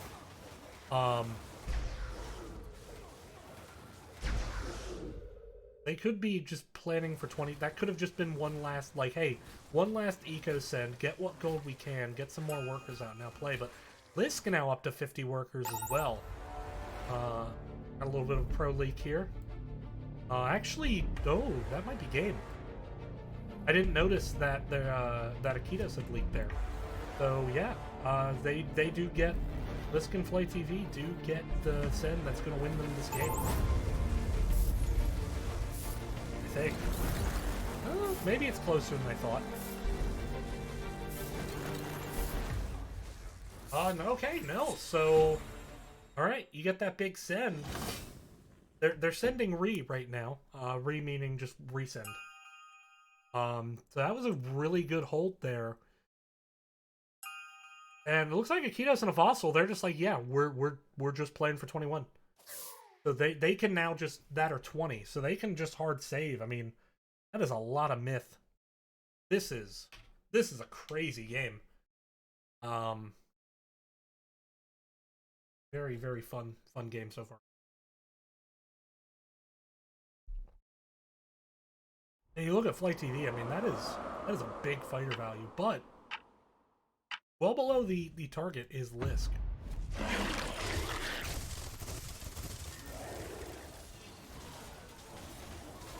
Lisk with kind of the weakest wave right now. Akitos and a Fossil did receive sends, but they've been saving this whole time.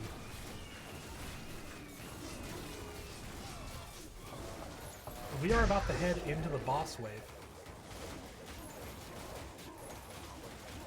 And, okay, yeah. They're gonna survive this. So Lisk and Flight TV sort of just caught in this send and resend. They're just like, look, we just need to break through just a little bit. If we get one of these bosses through, we have a chance. Now, you know, I'd worry a bit about this much AoE damage, but oh my gosh, these Gaia shields are going to be all over these golems, and oh, they're going to actually, this veteran is going to be arcane with a ton of health, and you have these Sky Queens to clean up. I think Akitos is going to hold quite nicely. The Phoenixes lose a little bit of value on this wave.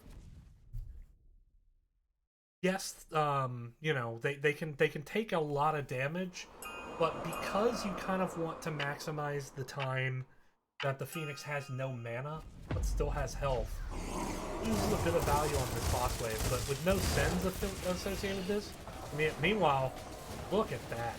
1320. Shaman and 5 witches. Shaman and 2 witches over here, and the snail. And the snail's really the thing I think that makes this. But that said, I mean, I think Flight TV's gonna hold. Question is, how well will Lisk hold?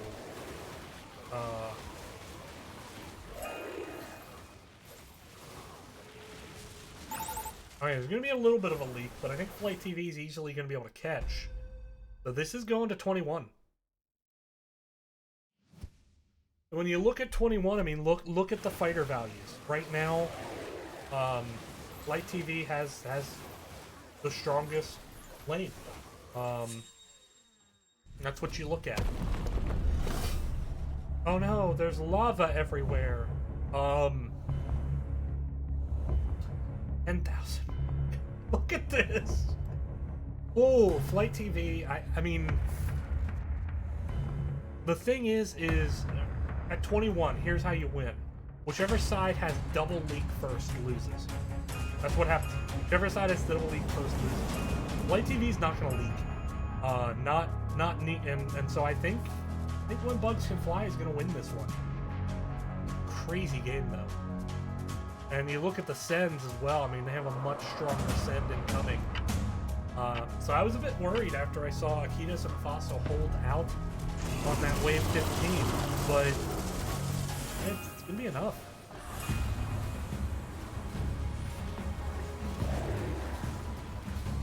And I mean, yeah, like even if Lisk leaks here a bit,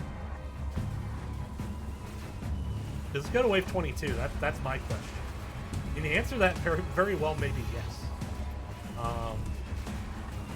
Depends on how well this group holds out. It's looking tough. Man, look at this attack speed.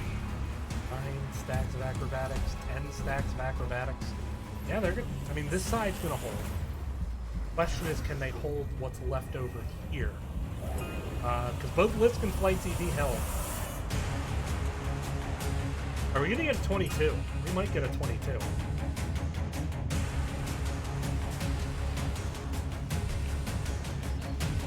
Just a nuts game. Nope. It's gonna be When Bugs Can Fly winning this one. There we go. Alright.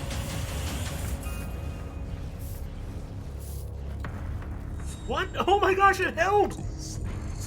It held. Oh my goodness, 2%, it held.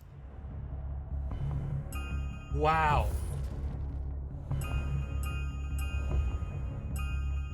I've never... Wow. Okay, well, now... What happens? I mean, I still think When Bugs Can Fly win this? This is like the craziest 21 I've ever seen. This Daphne setup very useful here. It keeps these guys debuffed. It's gonna help maximize damage very quickly.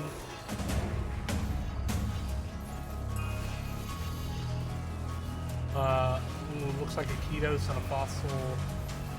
Gonna have trouble holding now.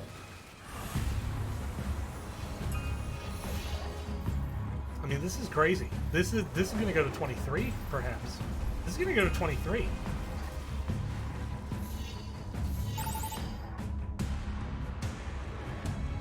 And actually, Lisk, despite having the smallest defender value, able to hold there. Let's see what. No, wait, is that a snail? Yeah, there's a lone snail being sent next week. This is 22 for the net. So we are heading to 20. No. These don't hold. Yeah, these don't hold this time. Okay. There we go. Thought we were going to get 23 for a second. I'm almost disappointed. Wait, what? 130. Oh my. What the f. Oh my god. What the hell? Oh my goodness. This is insanity. What is going on? I'm sorry, I cannot believe they held again. To be clear, they have 2 buffs on this kick. Oh man. This is 23.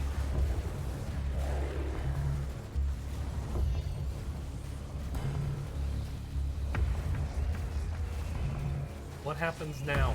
Ah, look at these income levels. This is insane.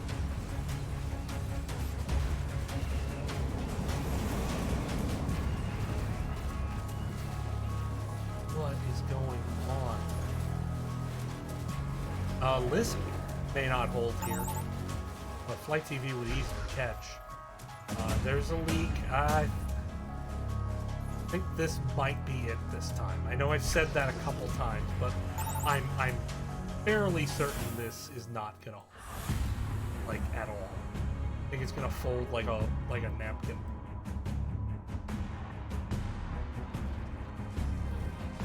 Yeah, okay. Alright. My goodness. I've never seen anything like that before. That was Victory. insane.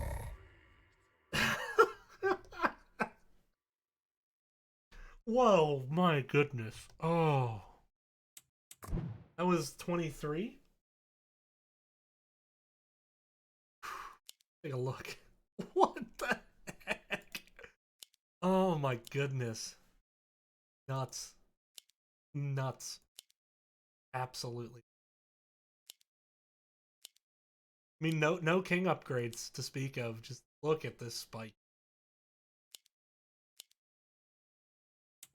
Crazy, crazy game. Alright, well, I have to imagine... Yeah, okay, that was the last one. So When Bugs Fly is going to win there. Update the standings real quick. Take a look, see if we got the next round. We do. Okay. That was hilarious. I mean, that really was great. I'm assuming Adam has an Atomic Pyro. That's going to be picked up. I'm gonna jump into Dutchman and Ganked by Bananas are playing. No, Dutchman is playing. Flying Dutchman is playing Cat Jam. Okay. All right. So let's.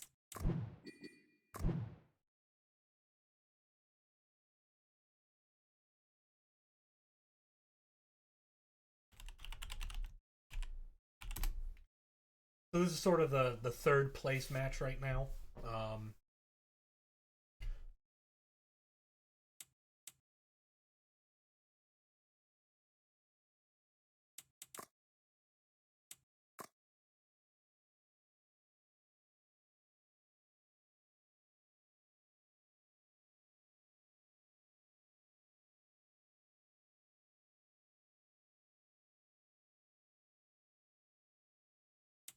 Give me 1 second. I'm trying to get the next game set up here.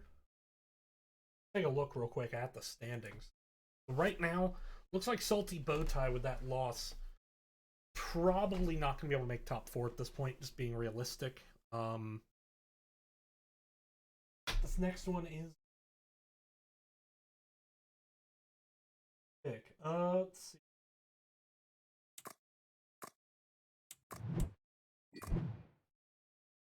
Trying to get into the game. Let me just make sure they haven't started yet.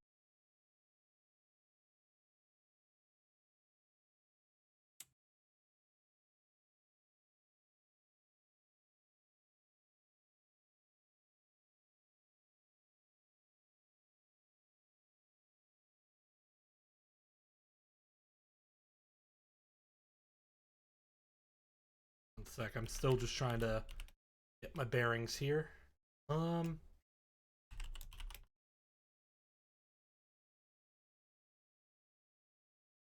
Okay, they're not in a lobby yet. So real quick, the main is going to be taking the top billing match with Adamaz versus Atomic Pyro. So I'm going to do Flying Dutchman versus Cat Jam. That is the 2 teams currently tied for 3rd.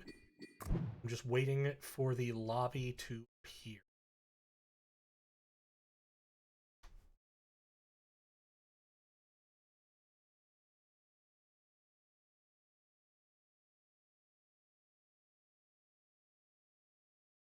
Yep. All right.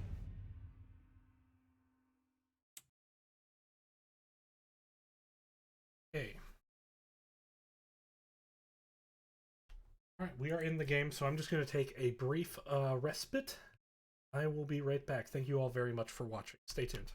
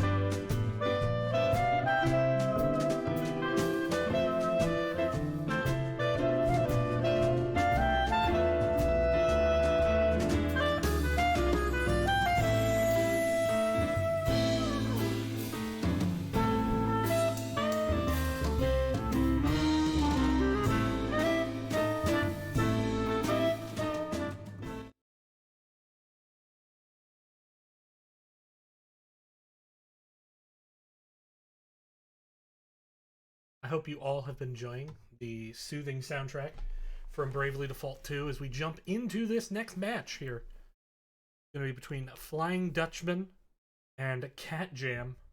Cat Jam's in chat, if you please. But looking right now, we're starting the game 50 seconds to go. Both teams picking what they want to do with their openings. Still picking their 6 minions.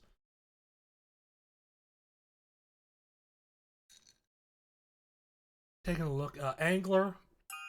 Civ HD, the only one with an Angler. And in fact, going to lock that. Has the Angler Steed.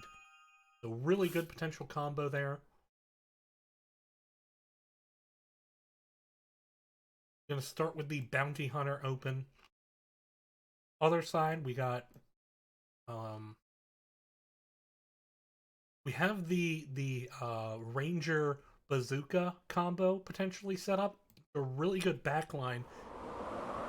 And they have the Antler they have the Antler Green Gargoyle as a frontline. So that's good setup potentially. Got the natural arcane tank and the Zeus with the Pierce Ranger in the back end. That's just a really good damage combo. Arguably the best backline damage combo in the game right now. Is Daphne Zeus. On the other side, Pegasus with some Adams and a Boar. And they do have the Growl to potentially help with that. Looking at the spells this game, looks like it's... I believe that's... I believe that is the mana regen buff, but I'm not certain of this. And then you have Overwork and Giant Snails.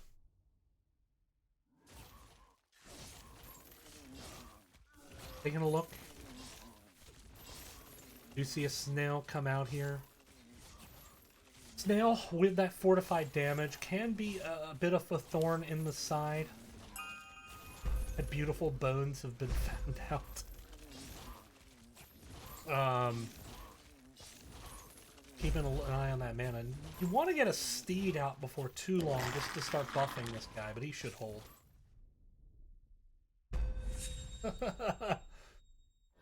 Alright.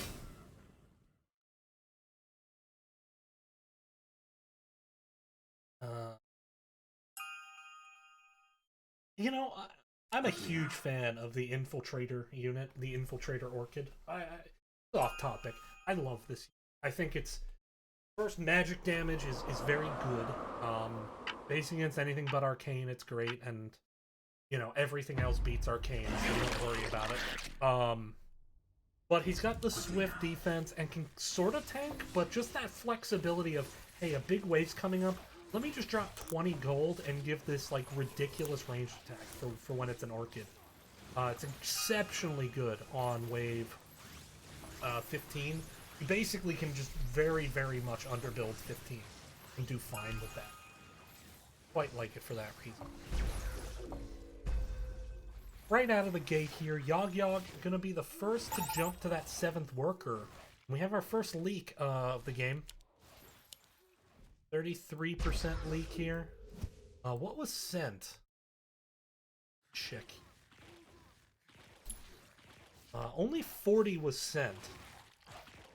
It was just a turtle dragon. Maybe a planned leak, mayhaps. Take a look. Aviator has 70 gold to play with. Gonna just look like it just one more Peewee here. That's all he can really build. He has a Peewee tier 1, but you know, the Infiltrator I believe is 85, 80 or 85, and the Sea Serpent is 90. So it kind of has a dead zone in that 2 space.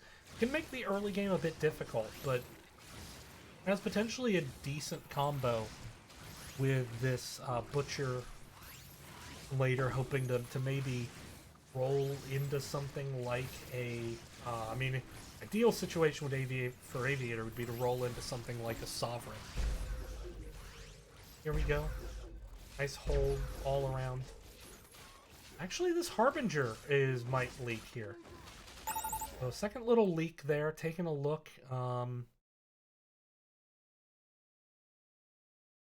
should start to favor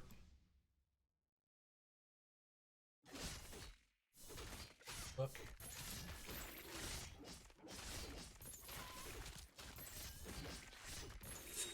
Okay, what's the net? So only okay, so 27 gold total. That's not major. Meanwhile, they have 100 myth in the pocket. The question is, are they saving this for what wave? Obviously not sending it now, so you gotta look at, is it 6 or a 7? Because they're starting to leak, I'd probably expect that to be a 6. Here you see, okay, well, they're saving. Let's just send what we have so we don't leak later. So we got 160. That's a brute, 2 snails, and a turtle dragon, and a snail. See how much value this brute gets. This Mudman is holding. And despite being hit by the brute, and yeah, oh no, the brute is already dead, so that's just the snail. Okay. Sorry, sometimes you gotta zoom in. Get in nice and close. We do have a leak from Civ HD here. So Aviator holding well. But this is a pretty big leak. Question is, when does the send come now? I mean, it's 144 and 157. Are they... If we see 160 hit and they said no, it looks like they're going to hold for 7. So they're giving up a pretty... I mean, at this point, if they're holding under this, I'd have to expect maybe they're planning to send like 9, maybe send witches. It's hard really to say. I mean, they're holding through a lot, and meanwhile you're just getting mass income sends over here, and already 77 and 62 income. So you got to start thinking at a certain point, with only 6 and 7 workers. I mean, basically, Aviator and Civ are looking to end the game when they send, whenever that is. That's their play. Because if they don't end the game with their big send, then that is not a situation where I think they can win. I think it's just, it will have snowballed too far from them.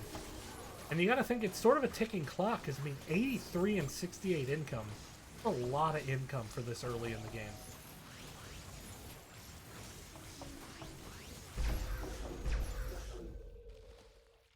There we go. They're starting to build some more work. Okay, so they're going for the 7.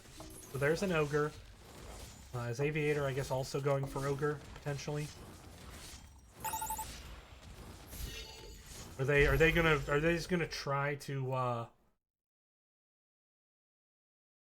to kick Cat Jam out of their swamp?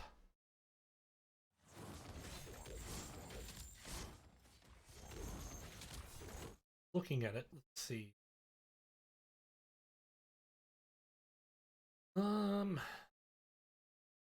What would Aviator want to... Aviator, okay. So it's all ogre. All ogre. I mean, this game is about to be ogre. Which is a pun for over. Because this either wins, or I think Cat Jam just wins in the long run. I think they either... Aviator and Civ win now. Flying Dutchman either wins now, or, well, I guess it depends on how much is a leak, but if you're going for the Ogre, you're looking more to clear the wave quickly, because the Ogre doesn't get a ton of value on the, a ton of gold value, I should say, on the core itself. Keeping my eyes over here, this is where the interesting action's going to happen. It's going to be a pretty big leak on the blue side.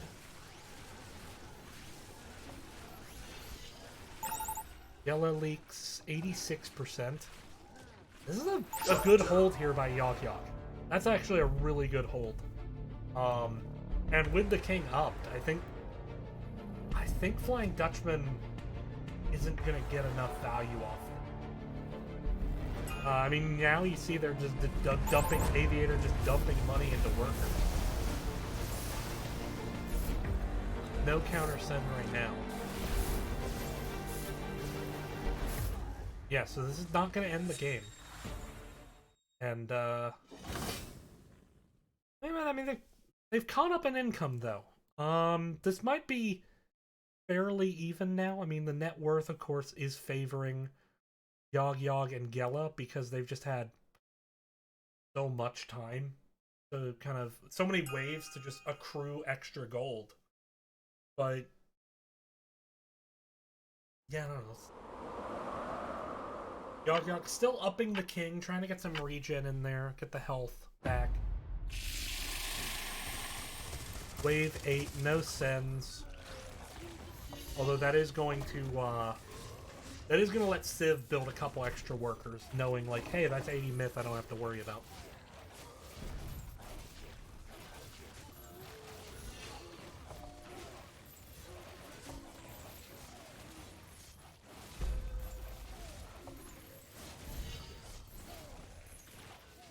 No real drama, just a bunch of holds here.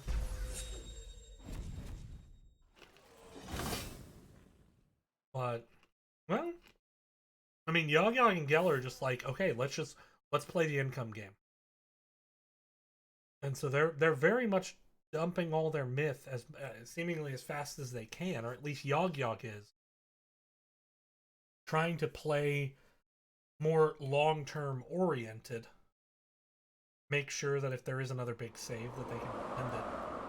On the other side, though, 180 and 175, they might send on the Granddaddy phase. We got a couple 60s here. Those are just presumably income sends.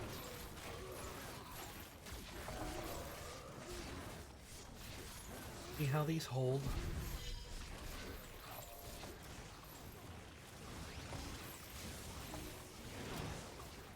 The big one is Civ right now, is currently only sitting at 923 fighter power.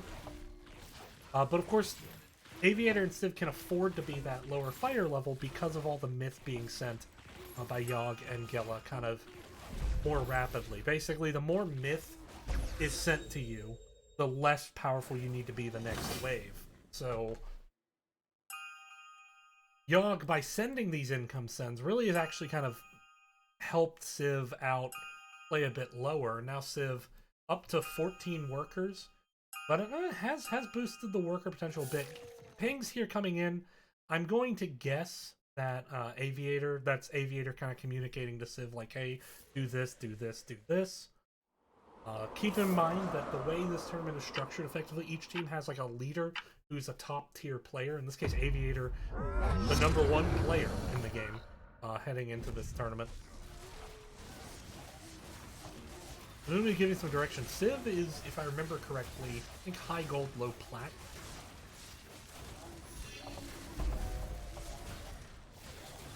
And for context, so I'm currently plat 1, and that's like top 6% in the game.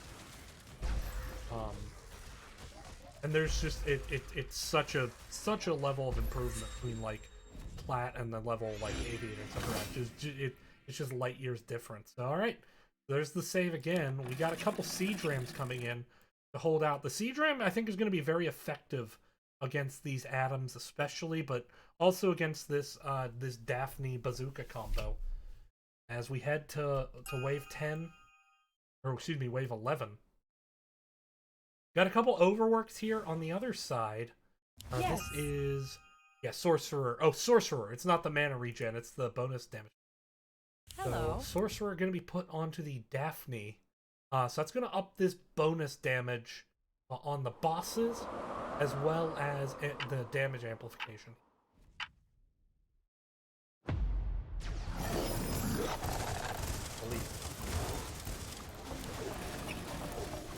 Alright, so Siege Ram taken out fairly quickly, but I think the boar has gone down as well.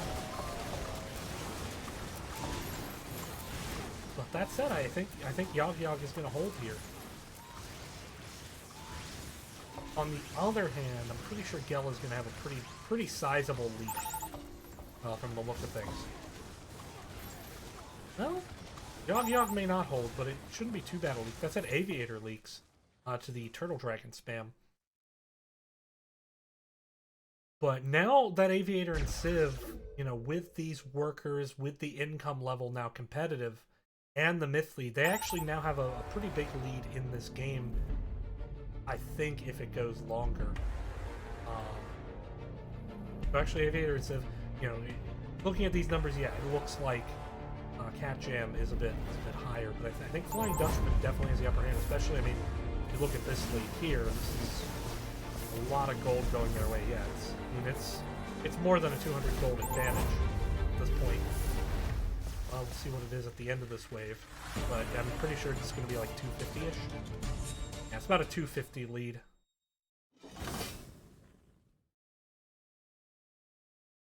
Call it a 220. But now, you look, the income levels have basically equalized, and the worker lead to Flying Dutchman. I think Flying Dutchman in the driver's seat in this game. So it was a good hold early by Yog Yog and Gela, but I think the pendulum's just going to swing back the other way now.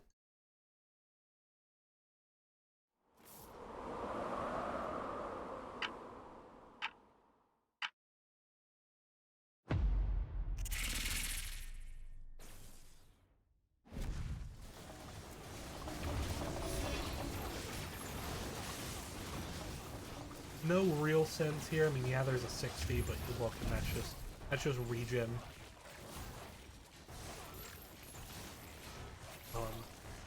Flying Dutchman, each with about 280 myth in the pocket and growing.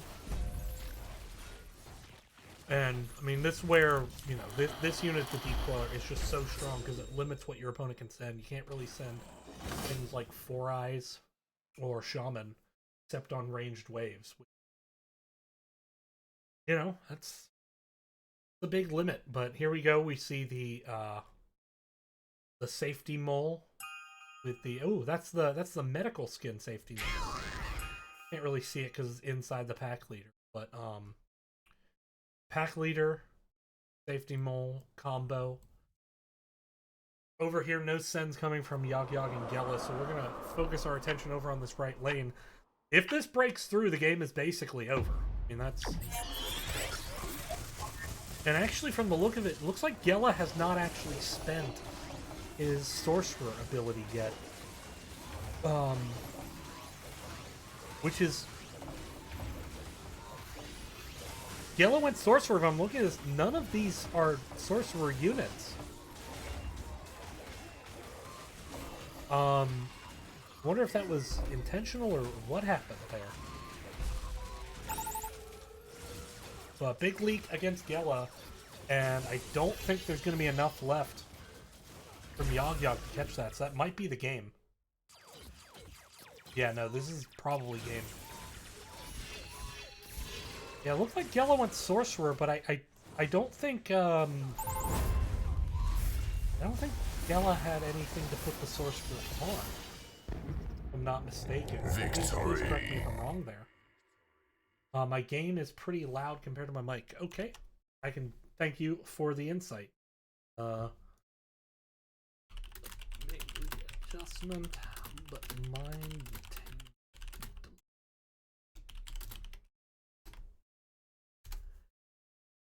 Okay. So, taking a look at those graphs. Honestly, the net worth favored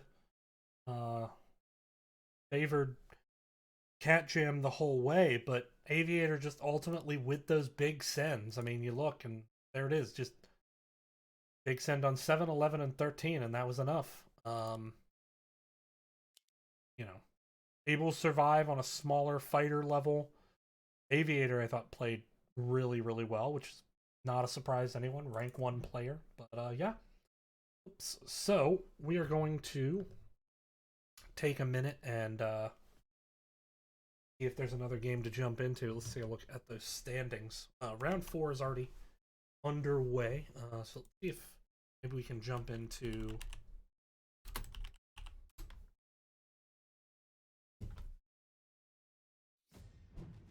we're doing that. Update the standings. Tonic Pyro getting the win, so they are sitting now at 4-0.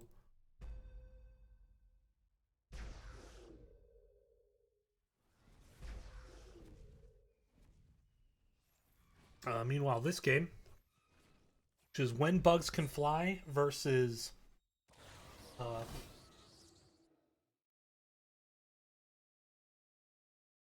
Crash and Burn. Crash and Burn currently up 1k on the net value, but down 15% in the core health.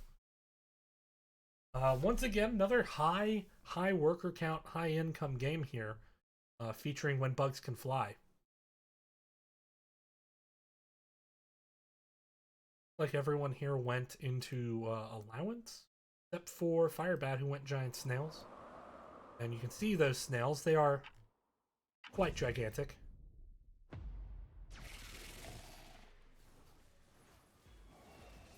Take a look at what buffs. Ooh, he got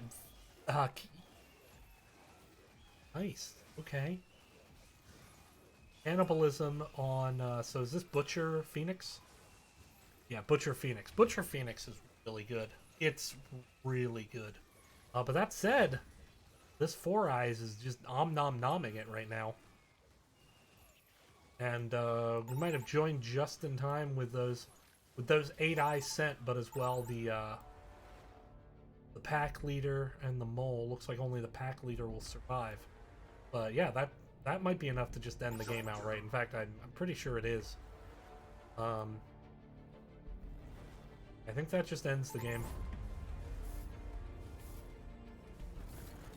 Yeah, maybe.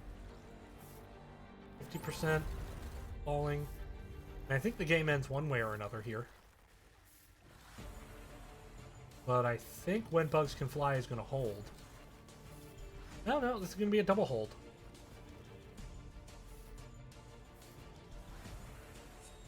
Okay, so big sends there on 16 from both teams. And a Four Eyes, maybe that was just came in late, but a Four Eyes is heading out. Unless they're just looking straight away for the resend. Crash and Burn might be doing that. Ashton Butcher does have 48 workers. 50 workers. So this is a lot. But you look at the fight, and actually Lisk is kind of the weak link in fighter value right now. But okay, here comes the gold spin. Okay, so the left side, unlike Remember the Titans, the left side is not the strong side right now. But big send here, 8 eyes coming out. This tree is so buffed. Gaia, oh wow. 7 Gaia shield. And the resonance to help with the magic damage, but it does fall eventually. Actually, no, it's still there. That is there's a lot of tankiness.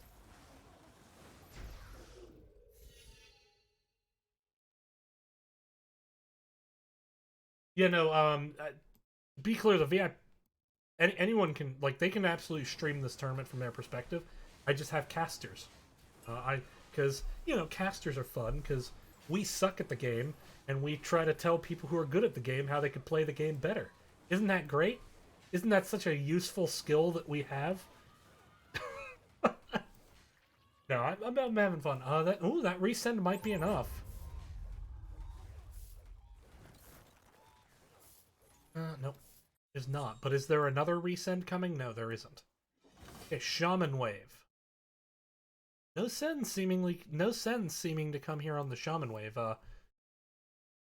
When Bugs Can Fly, they got 600 myth in the pocket. I think there's sort of, once again, I mentioned before, sort of a prisoner's dilemma here, where if one side sends, I think they win, but they have to break through. That's the key. And if they don't break through, it's over. And with Firebat and Ashton, with Ashton, and Flight, both with such big waves. And just look, both of them with the same kind of banana bunker Gaia shield back. Oh my goodness. This one only has 4. See how that holds. Look at this. Trying to... There it is.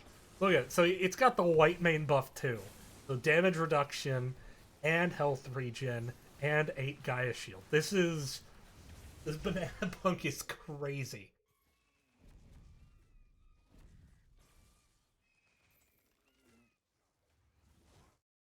So no leaks though, no sends, but here comes the big sends from Firebat and Ashton.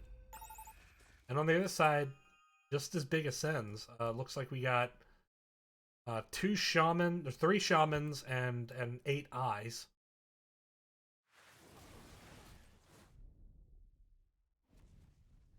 And looks like we have now. Okay, so 4 shamans, 8 eyes, and 8 eyes and 3 shaman. Getting some. Wait, what? Wait, did Lisk sold everything? So this is... What? Lisk sold everything and is now, I guess, they're all inning on wave 19. What the heck? This is, okay, so 98 workers to 33. So they are all inning, I guess. What? What? So I guess, I mean, the hope is that it holds out long enough, but that tree is now down. That was... Did the developer of the game just do that? Okay, I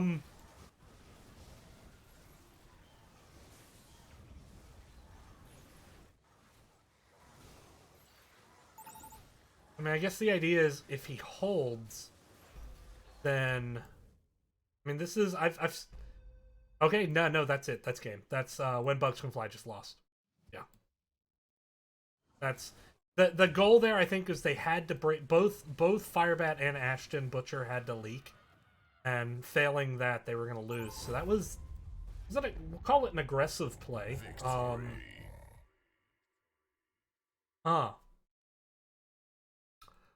I've not seen that play before. Maybe it's more common than I thought, but that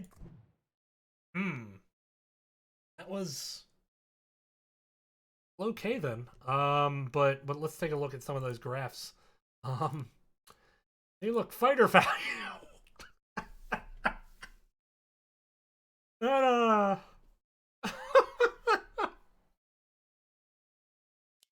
And now let's look at number of workers. Hey, all right.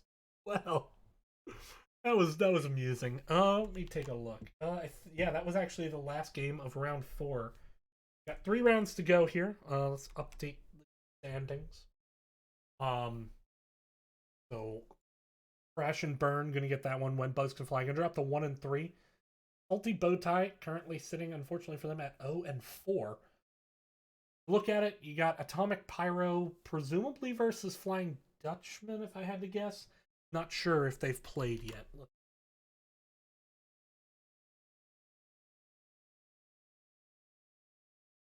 Okay, no, they haven't. So I'm assuming the mainstream's going to take in the next round Atomic Pyro versus Flying Dutchman.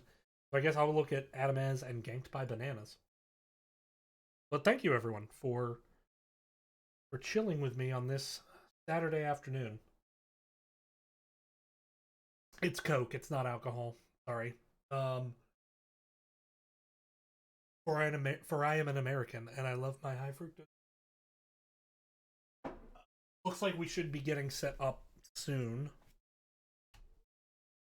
Just waiting on the all clear. Bracket for round 5 is now available.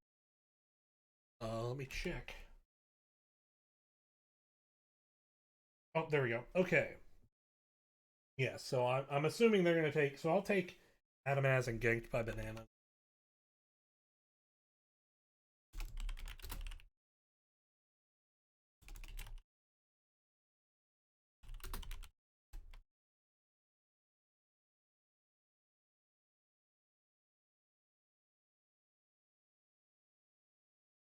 Okay. start getting set up. Here we go. So I'm gonna try to jump on Adamaz versus Ganked by Bananas. I think I've done Ganked by Bananas a few.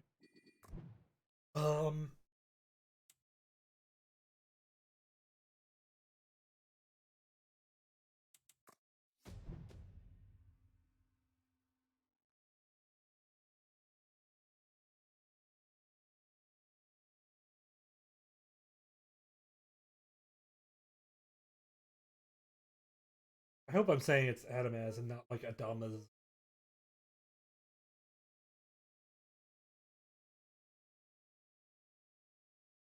Here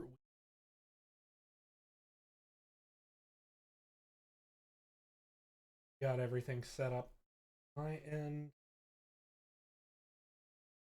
So, looking at that top four, really want to be in that top four. You really want to be at about 2 wins at sort of a low end right now. Only 3 games left.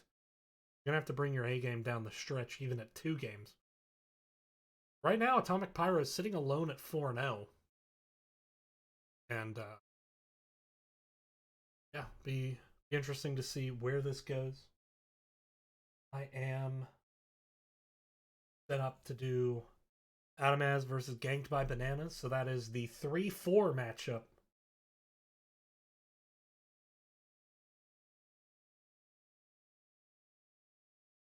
Should note the standings aren't completely up to date.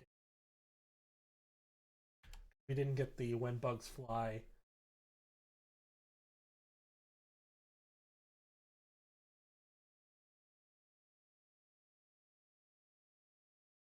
As we set up here for this, so 3 rounds left. It's been fun. It's been fun to kind of jump between games here.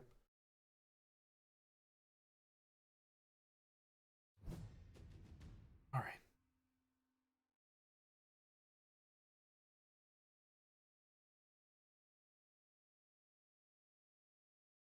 Loading into the game now. Always with the mouse on the right side. Okay. Adamaz, let's take a look. Ooh, well, we have the egg, but we don't have a Grawl, so I doubt that'll be grabbed. Here we have looking for aura minion. No aura minions here, so Gates definitely loses some value. So does Phoenix, admittedly. Alright, no, you got the white mains. 2 white mains there. Oh, this one flying, but and harpies. That's not an amazing combo, but looks like. Okay, so not taking the harpies. Harpies have been nerfed a bit. They were extremely powerful for a long time. On the other side, taking a look. I'm kind of looking specifically for aura minions. See what's there. Not seeing any down here. Honestly, not really many aura minions in this game. Look at the spells. We do have. Ooh. I'm blanking on the name of this, but it's basically just this ability. You lose income, but you gain a ridiculous amount of myth.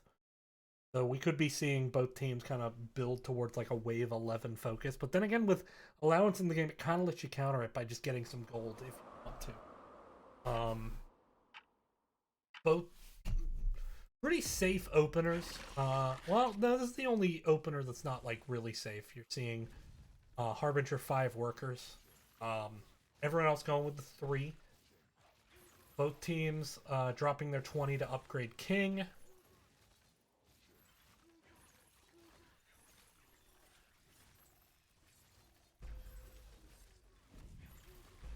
So Harbinger will hold. The question is, will they try to maybe punish that on wave 3?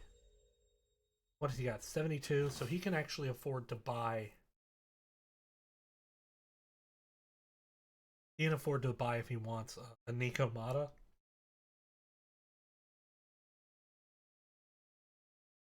Although, I mean, he can actually. Yeah, okay. So there's the Nico Mata. So Nico Mata will tank. Nico Mata is an interesting unit. It doesn't upgrade, but you can spend 30 gold at a time to increase its health and damage. And then at full stacks, it gains some lifesteal bonus. But that's really only useful in the early game. In the late game, it doesn't matter as much. more just having extra health. And the fact that it's an arcane shield, of course, is very nice.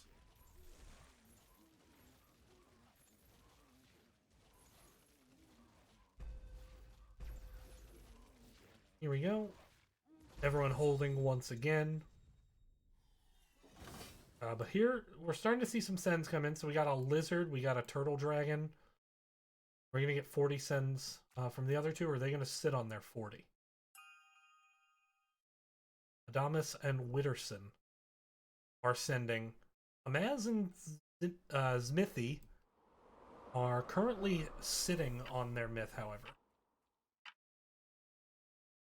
Alright, let's take a look here. We got a Yuzara. We have a Pegasus out, although currently not buffing anything. Nice little mass spirit split there.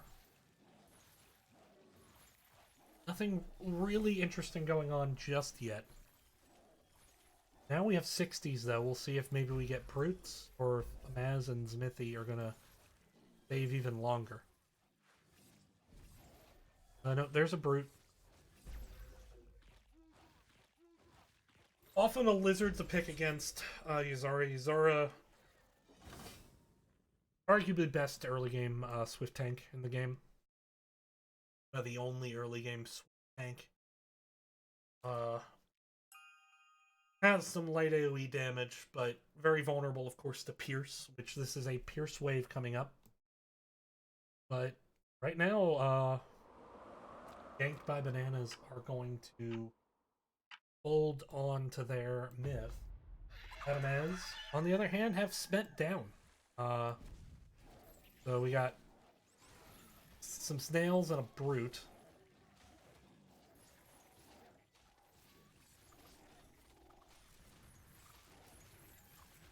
And now we do have actually the upgraded Mass Spirit in play, and I couldn't tell if that was the first or the second upgrade. Check. Okay, yeah, that's just the False Mate. That's not the Hellraiser. First big leak here. The double snail's getting a 42 leak. Not really a big leak, but it is north of 40. And that's kind of the magic number. Witterson currently only going to have about 90 gold to play with on the next wave. 95, 96, 98. Okay. So not going to have a lot of gold to try to correct this leak. Looks like we just, well, Witterson actually... Okay, got a brute send out in a snail sense. That's how Witterson ended up with a gold. So now getting out, so yeah, we have this natural tank, natural arcane tank front.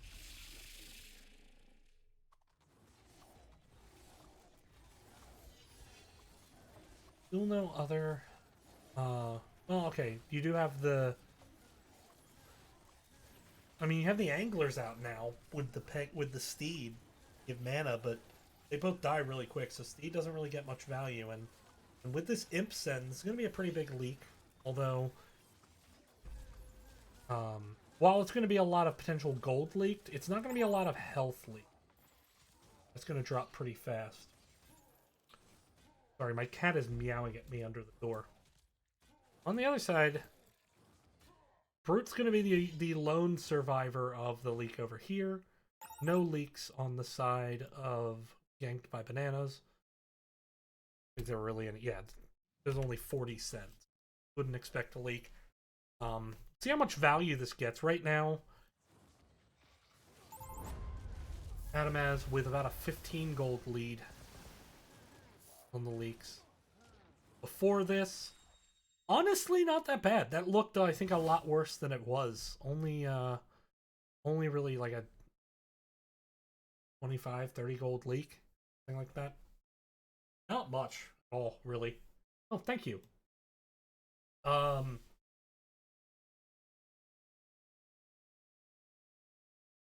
No sends yet.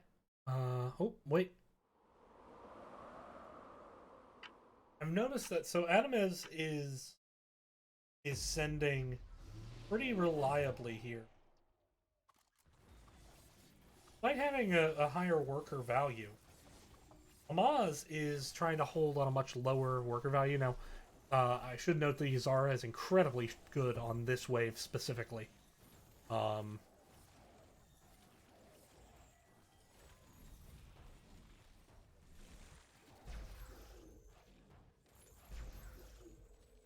holds there on Ganked by Bananas. But Adamez has been spending down the myth like every wave. And so now you look at it, and Adamez is only sending, you know, or Adamez is only sending 2 snails. Now Amaz is getting out that mimic. So that mimic is pierce damage. The mimic comes over here. Okay, that's to punish the Yazara. That's kind of the standard counter there. Here on this wave 7. But you do have this guy who's going to be a really good defender on this wave 7, and wave 7 also gives the Nikomata a lot of chances to upgrade. So even with this, I worry if there's actually going to be a leak. Yazara's going down super fast, as you would expect with the Mimic. But this Nikomata is going to do a lot. Well, pierce damage is okay against that. I'm trying to look at the health of that. Okay, so that's actually going to be a lot better than I thought it would be. The Nikomata didn't do as much as I was worried it could do. Adamaz does hold, but they also didn't get any sends here. We'll see how this holds down here, focusing.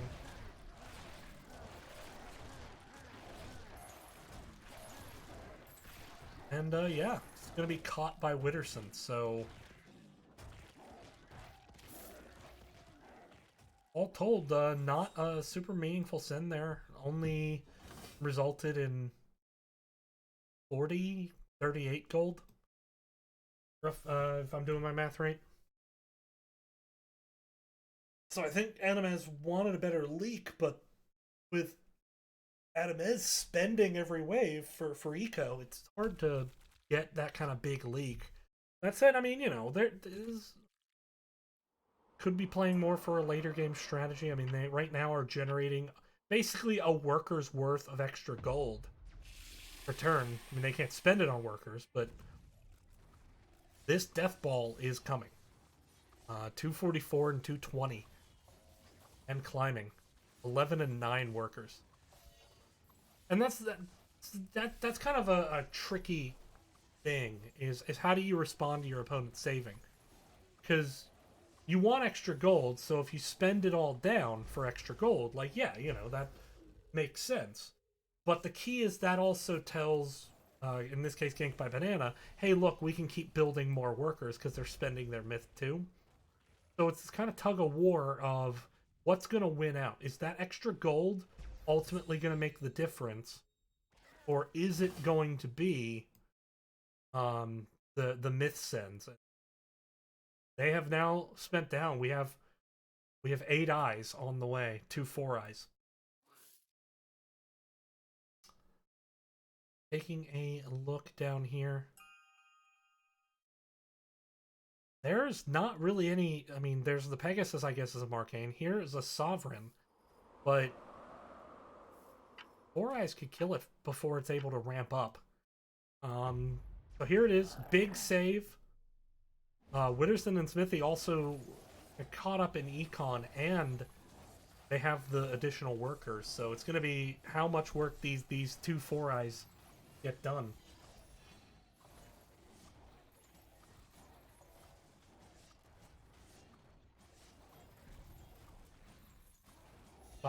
Sovereign doing a good job tanking there. But, yeah, it's not too bad a leak, honestly, on the side of Adamez. A little bit worse, but really not as bad as I think they feared it could be. So you know, as long as that save was, though, this is where you're going to get a lot of gold off the 4 eyes. It matters how long they're going to survive. Because the nice thing about the 4 eyes is if they actually get to the king, they generate absurd amounts of gold, and yeah, you can see that. So it's about wow, that is a significant amount of gold generated. That's a lot. So for as long as they save to only be down, in net value about a tenth of a K, and to now have the extra workers and comparable income, I mean, Ganked by Bananas has a big advantage here. Adamez is saving this gold for something. I guess going for a Sovereign on wave 11.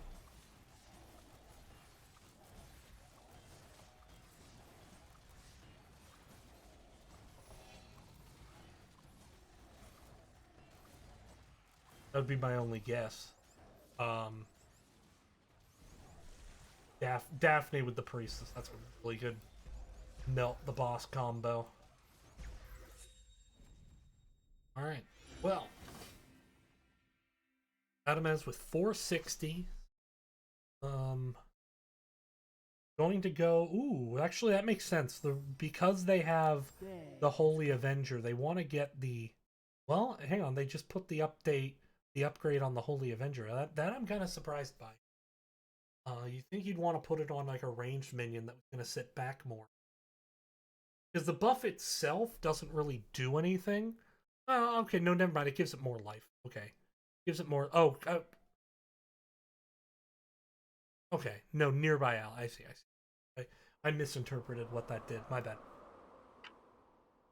But it is still a Holy Avenger. It hasn't been sovereigned yet, although they are going to white main it. What is that? That's a... Okay. So they're just god-tiering out this sovereign. They're going to make a sovereign that is both white-mained and butchered. So that's the play.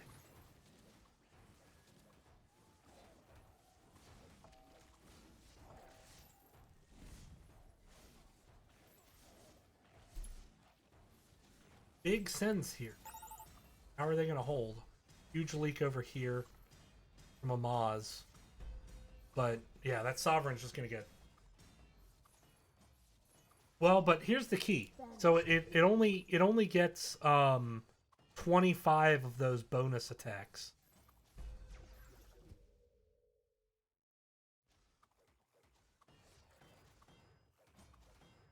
So it doesn't have that AoE anymore. So this is still going to get through, and Four Eyes is still up. This might be game.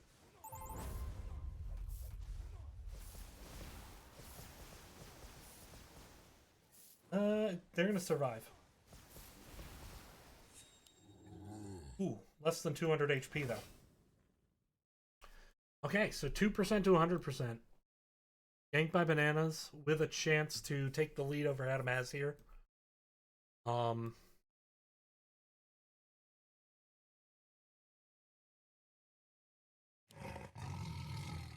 Put an alpha male there. That's interesting because then I don't really think they can use this spot. Well, they could put a lioness there, but presumably in this spot right here, you'd want to put a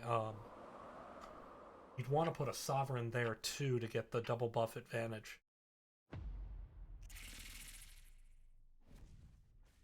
But we'll see. No sends here. Could be a pretty dramaless wave. Witterson with just a big worker lead right now, 19 to 16.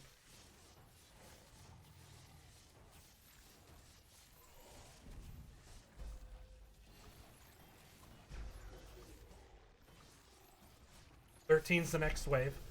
The Sovereign, or the Holy Avenger and Sovereign are particularly good on wave 13.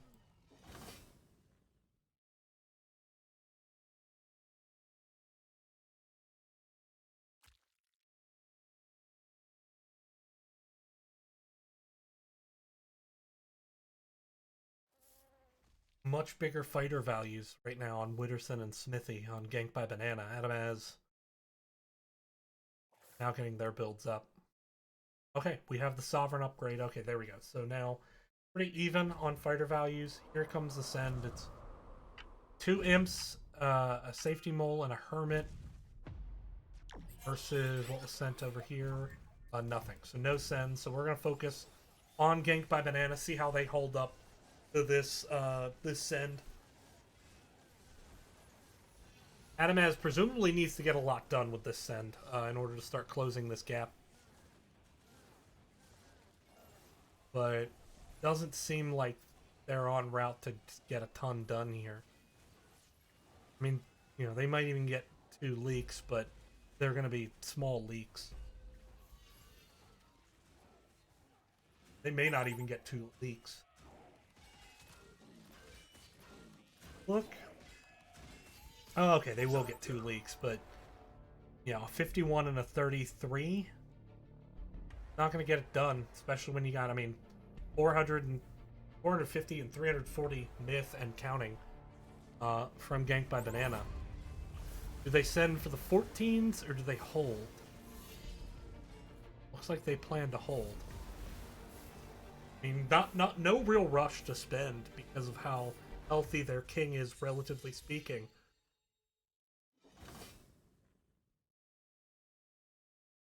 We got 500 and 380 myth and counting. On the other side, though, you now got this upgraded Sovereign.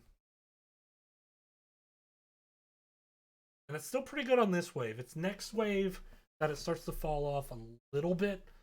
And then wave 16, it can struggle a little because of the swift nature.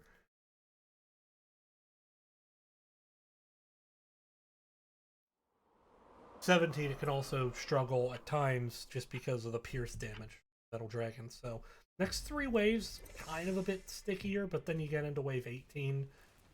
Sovereign should be okay, provided it doesn't need a Shaman too quickly. 180 and 140, we get the resends here. Okay, no, it's mostly upgrades and econ set. Shouldn't be any drama to this.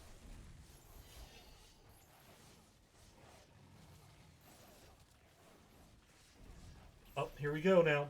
Starting to come down. Witterson's got 600 myth. And he's about to release the Kraken up in here.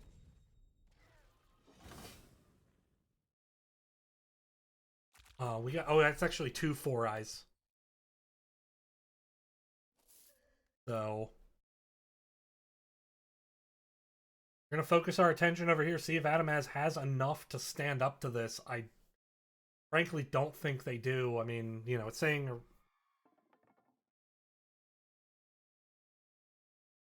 yeah, I don't think they can. And there's another 4-eyes. There's 12 eyes coming their way. And a Kraken.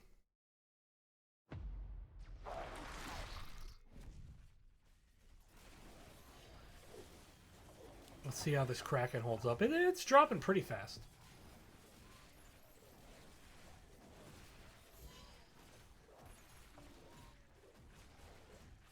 The Sovereign's actually getting pretty stacked. It hasn't really taken any damage yet, so that bodes well, frankly, because it's going to start trucking here about now. It's going to truck enough, that's the question. I don't think it's going to truck enough. Nope, it is not. So, that is game. Ganked by Banana, going to take this W. Adamaz is going to drop. I believe that puts them at 3 and 2, if I'm not mistaken. Ganked by Banana going to climb to 3 and 2. Yeah. Oh no, Ganked by Bananas actually climbs to 4 and 1. So, take a look at the standings. Adamaz, gonna drop their 2nd in a row. They were up at the top. Now going to fall down to 3 and 2. Ganked by Banana's going to climb to 4 and 1. Looks like we got a couple of games just wrapped up. Salt in the Jungle getting a win. Atomic Pyro getting another win. So Atomic Pyro now 5 and 0, and has quality wins for their name. So I think they'll play Ganked by Bananas next. Well, they may already have, but Atomic Pyro pretty much a lock to make tomorrow's tournament. Let's take a look at a quick recap of this game, and you can just see, I mean, yeah, you know, power score is not everything. That's what this tells you. Take a look at the net worth. Again, doesn't tell you the full story. It's you know, look at these sends. I mean, they're just major the whole way through. Witterson, um, or not that's received. Let's go to sent. Yeah, Adamez really like sending 40 like every time, and you know those gradual sends just well okay. So let's look at the workers, and hey, look, that just kept telling Witterson, yeah, just keep building workers. So you kind of gotta be careful with that sometimes. But we will get set up. It's starting to get dark here. I'll go turn the lamp on, but we'll get set up. See if I can jump into another game. Be right back.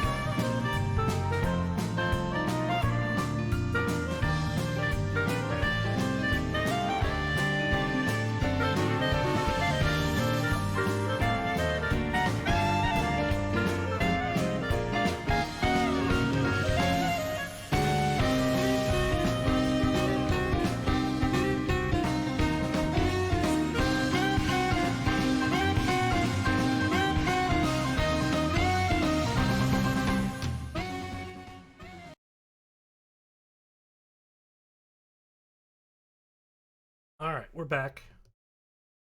Gonna go ahead and jump into this. We got Necker Spirit versus give me Necker Spirit versus Salty Bowtie. So Salty Bowtie, I believe, still looking for a first win here. Necker Spirit, on the other hand, I think looking for their second. Big Send coming in both ways. We'll keep an eye on this. We got Pack Leader and Siege Ram. Siege Ram and a bunch of snails versus Four Eyes and Pack Leader. Taking a look here. Looks like the worst leak is going to be from Akatos. Fossil also with a big leak, so that looks like it's game. On the other side, actually we get a hold here from Green Spirit and Necker Pain, only leaking 28%. Taking out that Siege Ram's the big part. A couple of Four Eyes here. I'm trying to adjust the volume. Bear with me because it's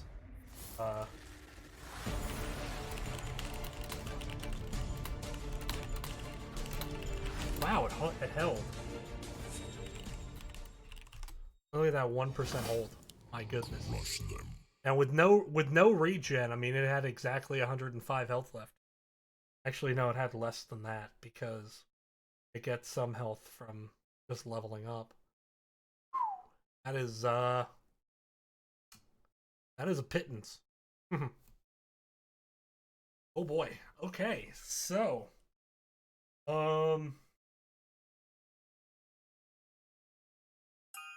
Salty Bowtie currently Again, looking for their first to win their own for Experience 1 and 3. It's going to be tough to find that. I mean, you just look at the net value difference as well. And, I mean, just look at the fighter value difference. You know, both have a fair amount of myths saved, but that fighter value difference is massive. I mean, it's huge. That doesn't bode super well. And you got the Kingpin Steer that are fully stacked. That helps. What buffs does the Phoenix have? Just the Gaia Shield. Okay.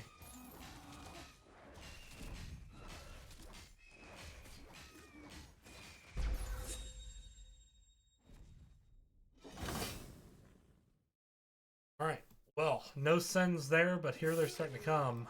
We got a couple of ogres and a shaman lined up. Ironically, going in with the whale chiefs. I think of these as like shaman because they kind of look like that, but I think I've called these shaman during this game. Wave 18. Wave 18 is kind of unique just because it's only 6 spawns, but they're each like boss level spawns in a way. I mean, they're not literally bosses. You know, some shamans, some giant snails on the other side. Huge send coming out from the Spirit. Again, any leak over here at all, and it's over. And you just look at the fighter value. I'm pretty sure it's over, regardless. I mean, 720 cent. Ooh, that Phoenix is down. That's gonna snowball it fast.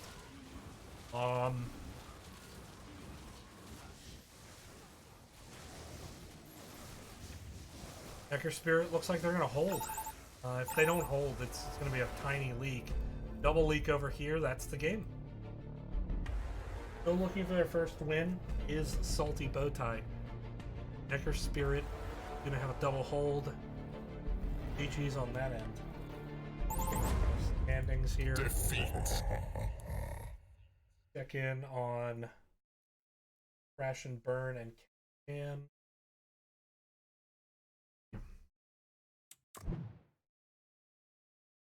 Crash and Burn and Cat Jam.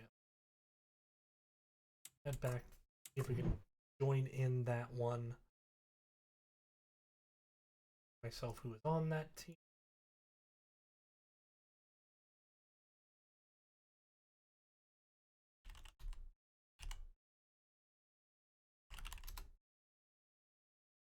See if we can get into that game, or if maybe it's wrapped up too. It's hard.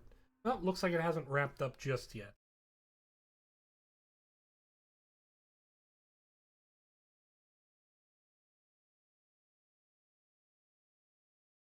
Well, I'm not loading, so maybe it has. Let me check the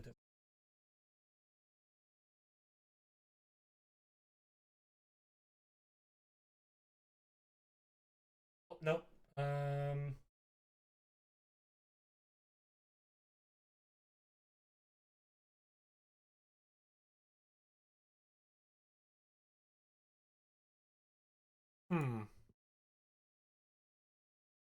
Let's try to restart, because I think one way or another I have a bad game. Open the game back up here.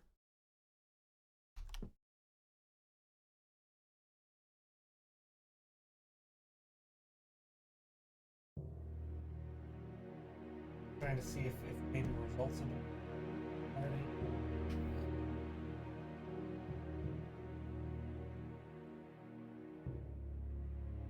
No results posted for it yet.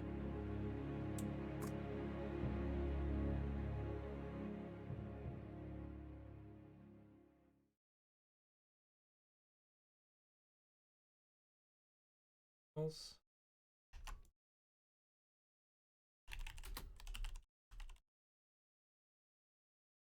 See if we can get into the game. Give me a second, I'm trying to. Doesn't seem to be loading into the game, which is unusual. Maybe the game has max spectators already. Possible. The other 3 eyes on the 4 eyes are on the butt. There's one eye in the front and three eyes on the butt. Doesn't seem like a helpful way to go through life, but hey, it's not for me to judge.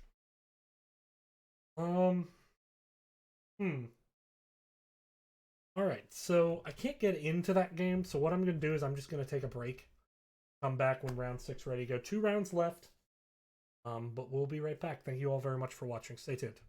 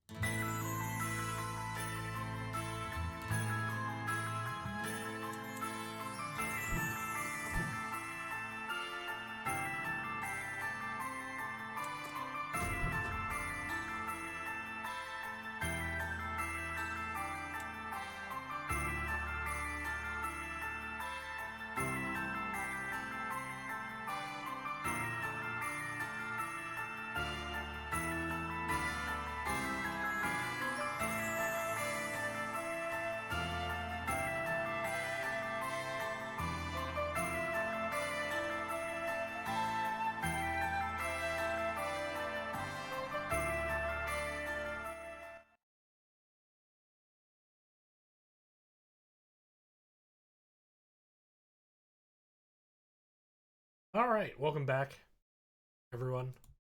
Here we go into round 6. Take a look at the standings.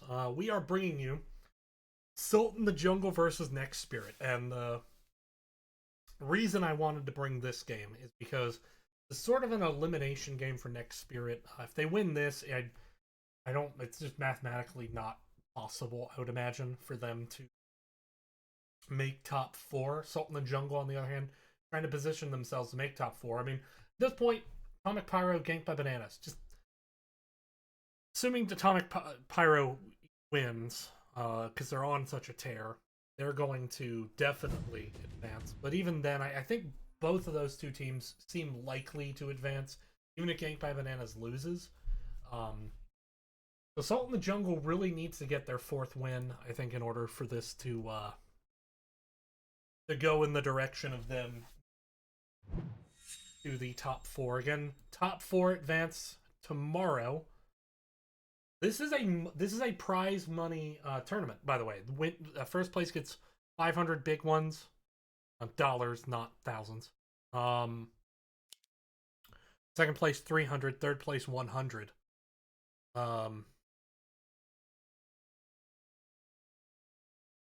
Couldn't pick sending order 5, 6. Interesting. Okay.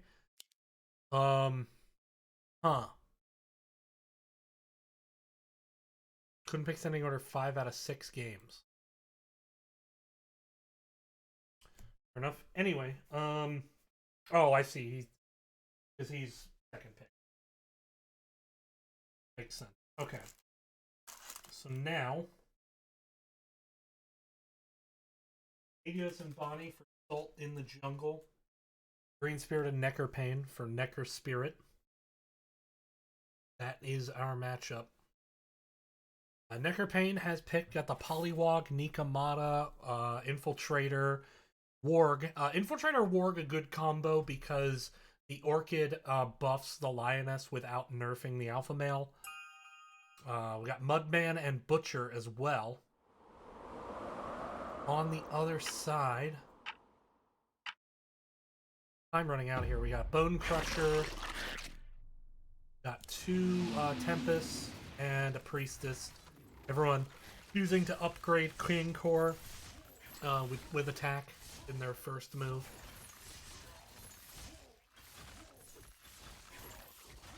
Green Spirit with the riskiest open, but not too risky.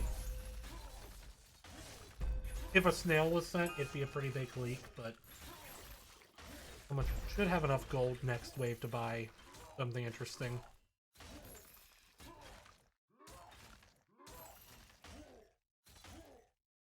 Probably an Aqua Spirit, I would guess. I don't think you can buy a Bone Archer. I think you need 80 for that. Aqua Spirit. There it is.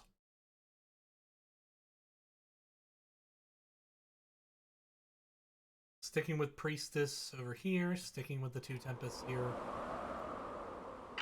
So, no upgrades from the other 3 waves. They can all hold, so they're going into workers. Bonnie, the only one at the moment with just 4 workers.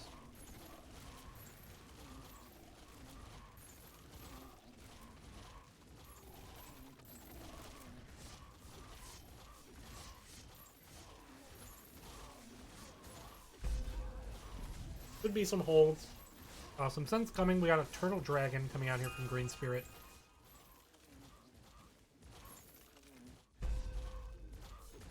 We're going to see Necker Pain send that out as well. Or maybe Necker Pain holding out hope for 60. Already has 45. How much time is there between waves? 25 seconds. Should be able to get the 60. Should be able to send a Brute. 2 Turtle Dragons sent over here by Medios and Bonnie. Still sticking with just the 2 Tempests. Okay, there's the 3rd, and it is a Gargoyle. Still just the Priestess over here from Bonnie. No, there's the Warg, and there's another Gargoyle. Alright, so some big upgrades coming. Couple Monster Spirits. There's the Bone Archer. Nikamata here. Okay, so you got the Nikamata Warg, Nature Arcane defense set up.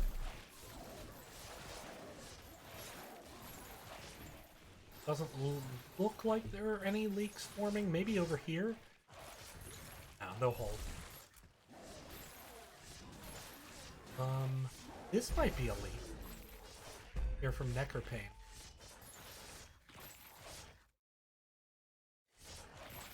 No, just a hold, it looks like. So, Turtle Dragons are just going to result in some eco. Although Nectarpain has actually still been holding. Did not send the Brood out like I thought might happen. Did drop a Dino there, however.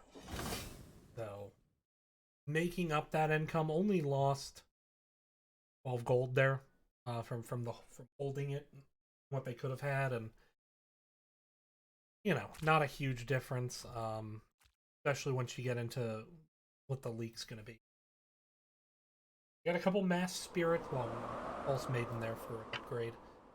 Here is actually the Consort Wasp.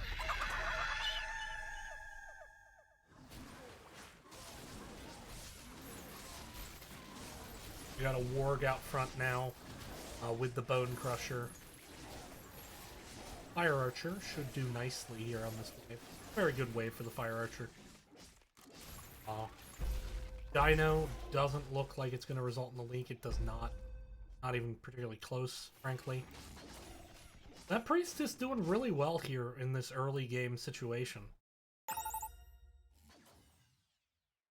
You get a leak, on the other hand, from the Turtle Dragon Snail. Meteos is going to leak that. Bonnie should easily be able to catch, though. Pulse Maiden, of course, exceptional wave as well.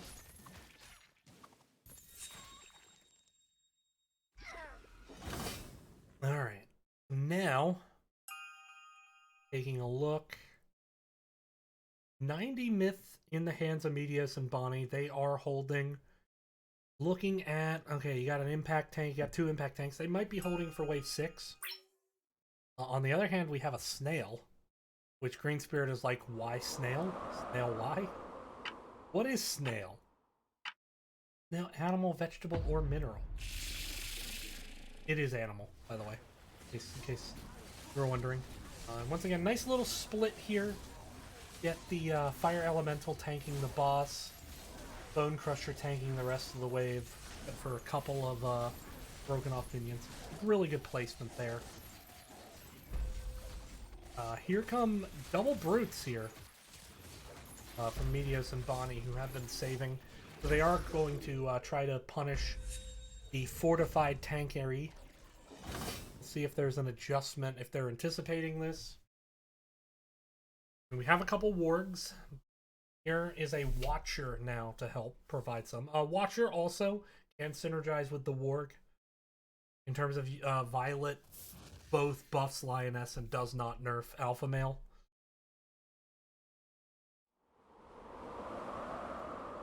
A couple of Watchers here. Here we're going to get a couple Infiltrators. As well as a couple Shriekins over there.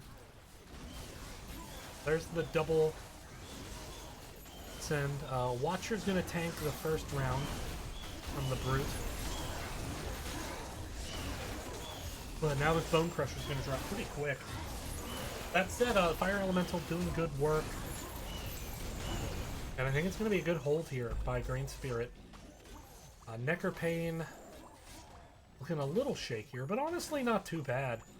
You know, you're going to have a little bit of a leak, but not much, and Fire Elemental should be able to catch most of that. I actually got one of the Brutes down, that's big.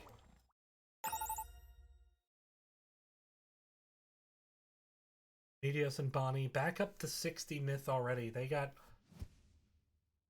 a net 2-worker advantage at the moment. Income slightly favoring Green Spirit and Nectarpain. Actually looking like we're just getting some Turtle Dragon Eco Send at the moment. About 80 Myth in the hands of Meteos and Bonnie each, about 160 banked. Versus some Turtle Dragon Snail for Eco. So, anticipating a save, I guess, and trying to get ahead with the income curve. Question is, does this send come on 8, 9, or 10? Depends how aggressive they want to be. We do now have the Leviathan in play. Leviathan, of course, just massive on the next couple waves. Very, very strong.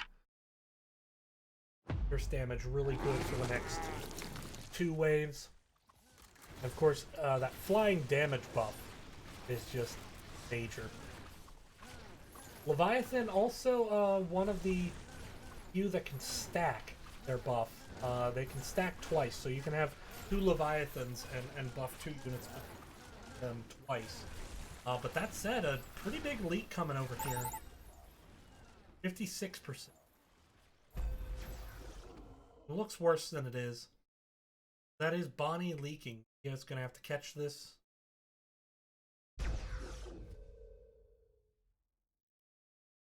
Green Spirit, Necropain, currently both able to hold. But here come the sends. So we have Safety Mole and some Eco. That's 160 of Eco minions being sent here by Meteos. Trying to build up the income there. Bonnie was pretty underbuilt there from the looks of it, but you know, with the leak being caught, not a serious deal. Take a look. Yeah, no, I mean, no real major leak either way. Now you got the Daphne in there. That's going to help out. Extra Mass Spirit as well. Not really much in the way of tanking over here yet, though. But we'll see how well Bonnie holds with respect to that.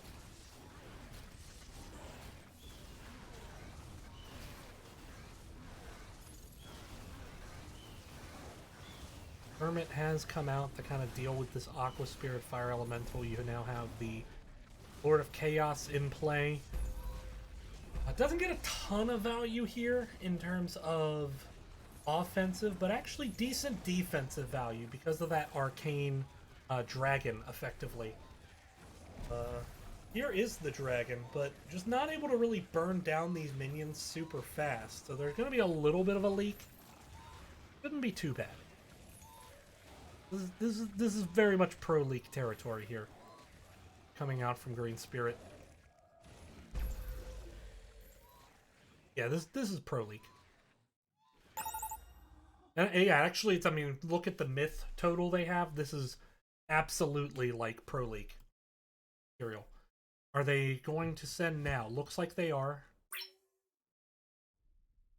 Sending a Mimic.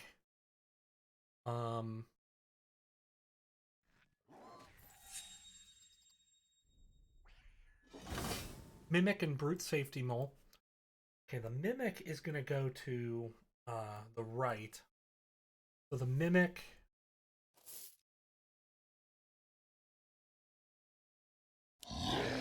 Because these are all Swift. Well, and Pierce. And Arcane. But just to try to kill those quickly, I guess just punish any wave split. See how quick they can get through the alpha male. That's kind of the one keeping our attention over here on the right where the big sends have been made. Both reliant on kind of an alpha male to frontline. The alpha male goes down quick. It did have a type advantage, but that was it. And that does not hold long.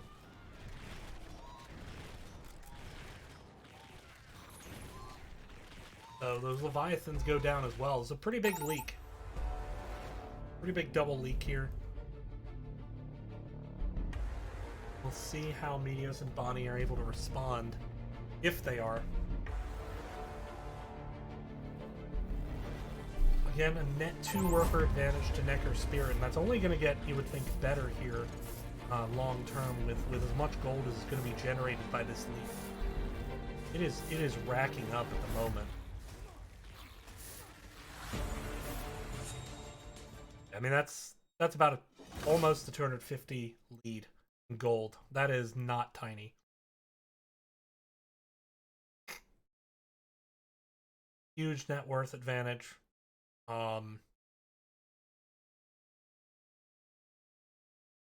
Looks like we got some sends coming, but these are straight eco sends. 2 dinos, some snails. So, Meteos and Bonnie seemingly focused on the macro at the moment. An eye over here all the same. If there's going to be a leak, it's going to be over here, but I don't think there's going to be a leak. We'll see, though.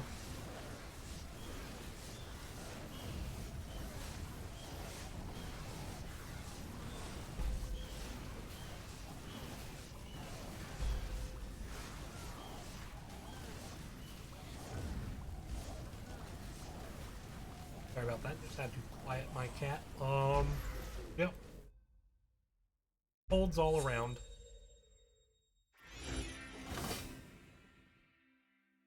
Alright, so now heading into 11. We got, I believe that's Venture coming out here from Green Spirit and Necker Spirit. Both playing the long-term econ game. Spending some gold now for some gold later. Vampirism's on the table. Looks like Meteos is going to go that direction. And they're going to buff one of their Leviathans here. Actually, yeah, I just realized the dragon gets buffs from Leviathan, doesn't it? I've actually never thought of that before, but the dragon is flying, so yeah, I probably should have gathered that.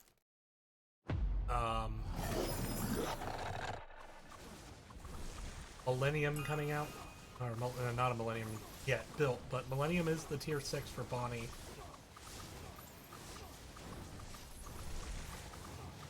And Bonnie choosing to just take the default gold option here.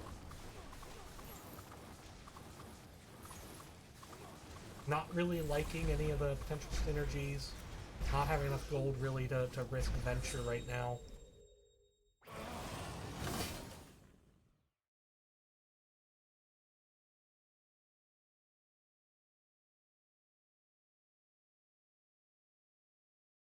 Looks like some sends starting to come here. We got an Imp, a Safety Mole, and a Pack Leader heading over towards Meteos and Bonnie.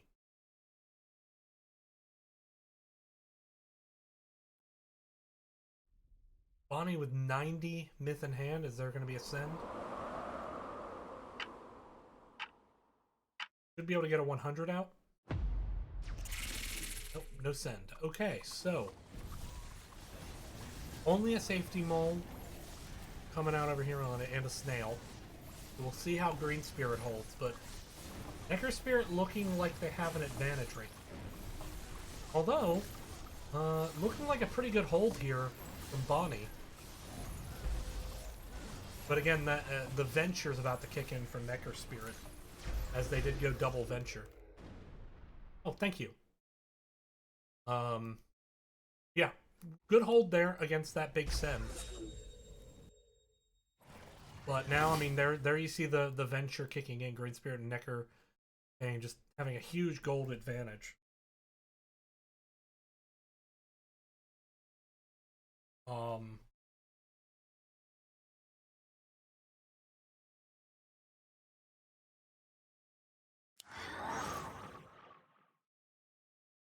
We have the Violet, we have a Berserker being built. Over here, okay, got an APS coming up for the attack speed.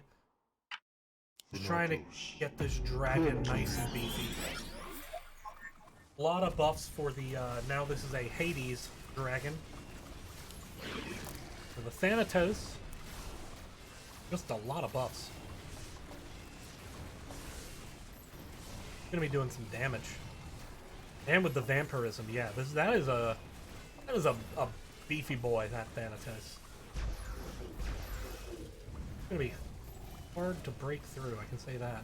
But looking at the workers, I mean, Necker paying 23 workers, and they still saved. Send's coming the other way. We got an Ogre and a Brute, as well as a Pack Leader. So trying to break through this tree. Very much that's the goal. Tree is fortified, so impact damage is always the go-to.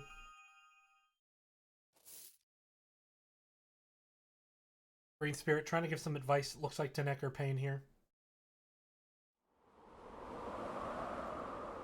Still holding is Necker Pain. Seemingly they want their next send to be their last. Of course, they don't have to worry as much about income because of that venture they both went and took.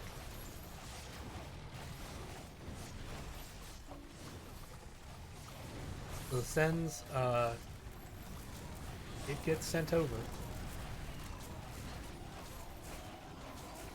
And, you know, there's going to be a leak, but it doesn't look that bad, truth be told, on the side of Green Spirit. Neckerpain leaking a little bit, 62, but honestly, with as big a lead as they have, that's not that bad. And they got, I mean, they got 400 and 340 in the bank in terms of myth. So, Neckerpain, or Necker Spirit, excuse me, looking like they get an advantage here over Salt in the Jungle.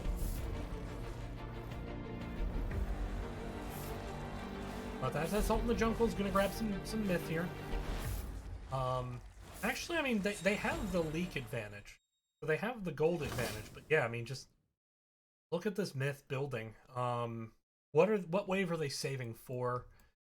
I mean, at this point, it's a question of, do you want more pierce or more impact damage? I think they want more impact damage if they can hold out. Well, yeah. I mean, this setup is really good against both 16 and 17. I mean, but I can't imagine they're saving for 18. I don't know. I think Bonnie's going to be good against both 16 and 17. Should be a dramaless wave here.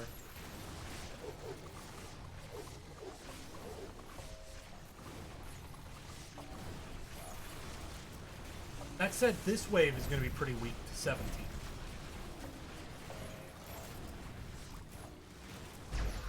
Meteos will be pretty weak to 17 because of the arcane from the Metal Dragons.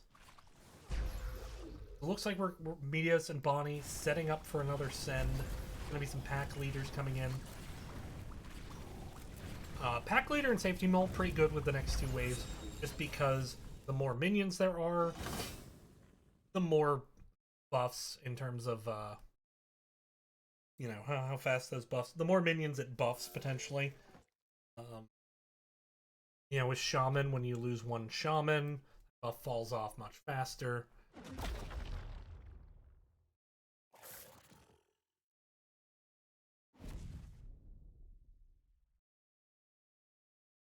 Also, just the buff, when there's more minions, the buff minions are just probabilistically less likely to die. Because there's other minions. Still saving. Is it the wave 17? I mean, look, the fighter value's definitely shifting.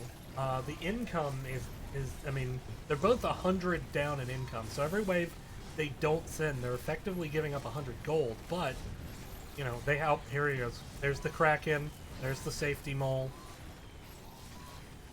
So they are aiming for a 17 send. Ooh, did they wait too long now? Now Green Spirit's gonna be able to catch most of that. What is Neckerpain waiting for in terms of the send?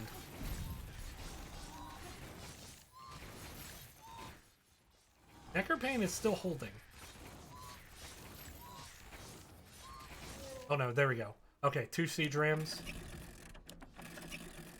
That's actually a good send into that. Because there's so much range damage there with the Hellraisers and the Daphnes, a pretty good send.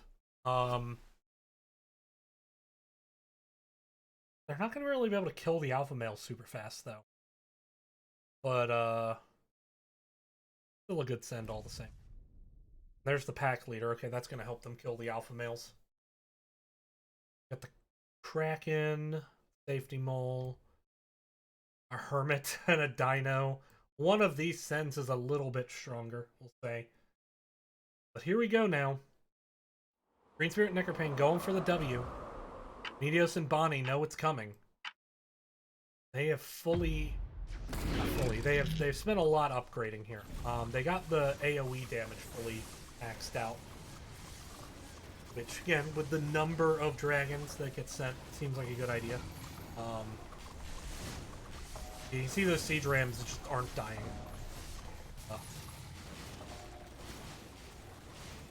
That said, Medios is holding fairly well. All things considered. It could be a lot worse. Not great, but could just be a lot worse. Actually, we got a leak here from Neckerpain. He leaked 59, but that's game, one would imagine. I've said that before, and the hold has happened, so... I mean, it's not too bad. There's no, like, buff minions that got through. We'll kind of see how good the AoE does. Keep an eye here. I think this ends the game. Okay, that ends the game. Alright. Victory. There we go. So with that, Neckerpain going to keep their hopes alive here. Gonna be at 3-2. Meanwhile, Sultan the Jungle, excuse me, they should actually be at, because Necker Spirit 1. They're gonna be at 3-3, excuse me, and Sultan the Jungle is gonna drop the 3. See if we can update our standings here. Sec. We'll do the breakdown again. Ooh, Atomic Pyro did drop their first game to Gang by Bananas, but really both of them were still pretty safe to advance at this point. So we're kind of looking at these teams that are currently 3-2 in terms of who's going to make that top 4. But it's coming down. I mean, there's a lot of teams in this group. We'll jump into one of those games soon, but you know, just to break it down, here it is. There's the story. You got about in every other wave send from Bonnie and Medios. And Neckerpain, I mean, just look at this epic save. 5-wave save, effectively, and then paid off, got the finish, but they could afford to save 5 waves because of just how big of a lead they built up in the early game. And yeah, I mean, they gave up a gold advantage, but it doesn't make a difference when you get to that level. So, all right, let's see what games haven't finished and what we could jump into.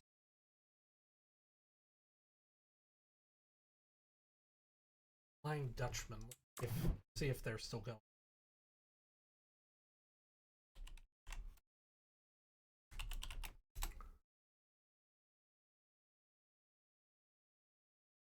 Looks like Flying Dutchman's actually finished up, despite it not being recorded yet.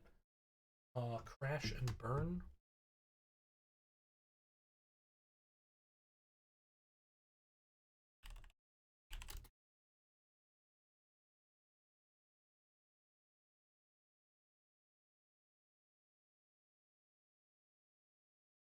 See if we can get into that game.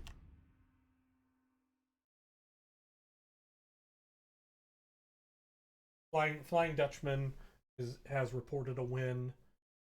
Salty Bowtie's got a win. Hey, so congrats to them. They were the last winless team. Glad they were able to get a W. They got it over Kutchin and Honig. Necker Spirit getting the one. Jungle, that hasn't been reported yet. So this is it looks like I'm being blocked out of the game. Just probably too many spectators. So can't really watch that one, but that's the only game that's still ongoing.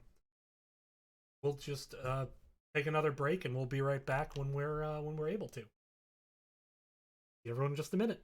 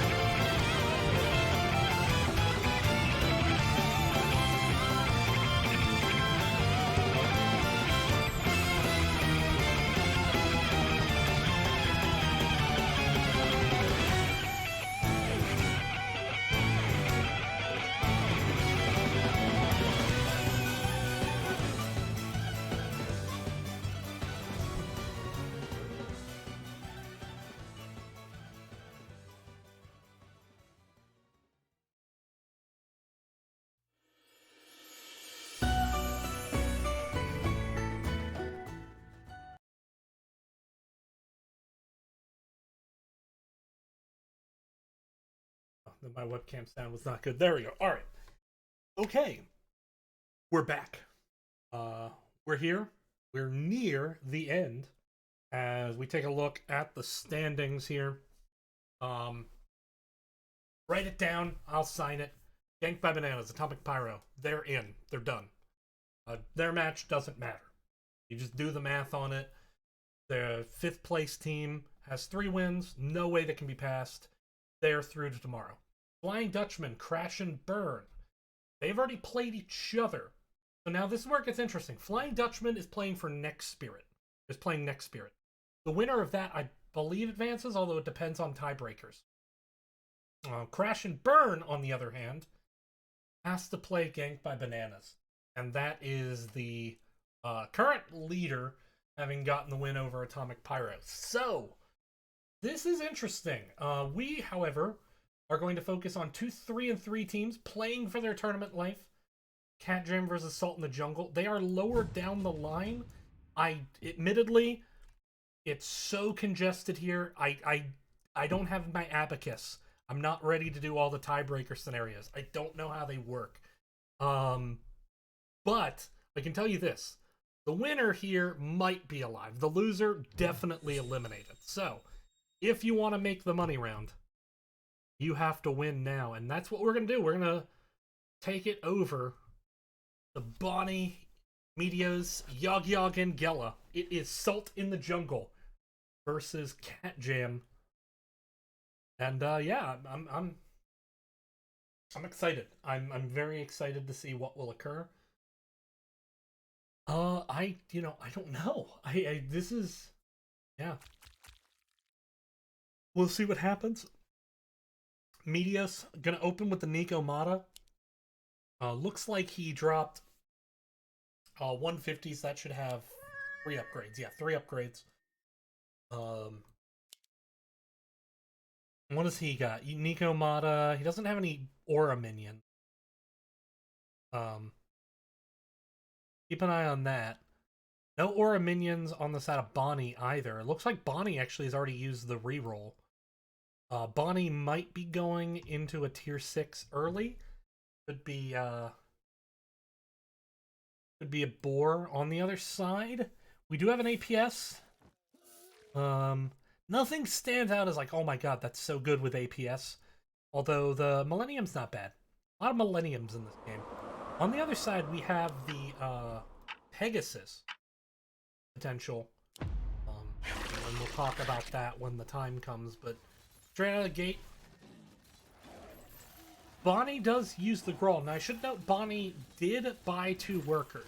So Bonnie probably not going into a tier 6 right away.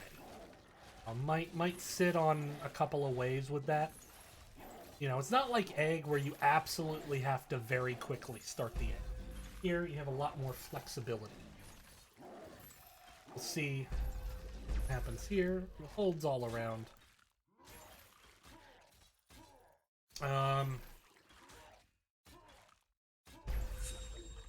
Everyone went to 5th worker. Everyone basically has the same level of myth. No sends this wave, I expect. Here we go. Looks like just upping the Nico Mata one more time. A couple Bone Warriors added. Got some bones to pick. Double Bone Archer here from Gela. We do get a Snail. Snail is going to come at that Grawl. Kind of surprised by it, because the Grawl is not really affected by the Snails. I don't think that will cause a leak. And even if it did, it wouldn't cause a big one. Oh wait, no, I'm wrong. The Snail does indeed cause a leak. How big of a leak? I honestly... Okay, only 3 though. Not a huge leak. But it's not 0. For some reason I thought that didn't leak from...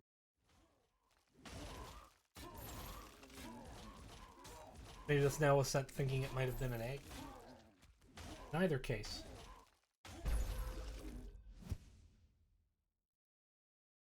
Bonnie has stayed on 5 workers. We'll have 130 plus whatever's here. Okay, so it has 270. So there, yeah, there's the Grawl cell. Is it a boar or is it a millennium? Or is it something cool? It is a violet. Okay. Going with the early violet here. A T6.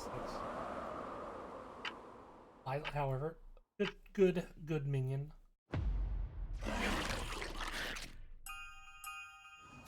Oh, the snail barely did not get out the door here. But a couple of brutes lined up. Only one brute actually made it. And actually, no, this wasn't a brute. This was a turtle dragon snail, 2 turtle dragon snails.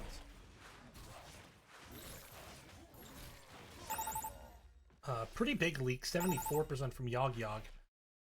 Media's leaked 56, and Bonnie gonna leak 44. Pretty big leaks here, but this violet should do a lot to help hold here. The magic damage from its attack completely wipes out. I mean, things just don't exist anymore. Take a look, see how much this gets done.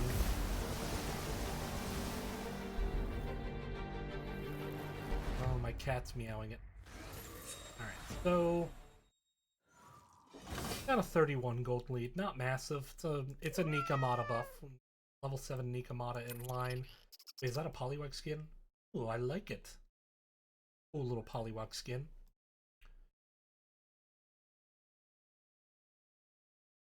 An infiltrator being dropped.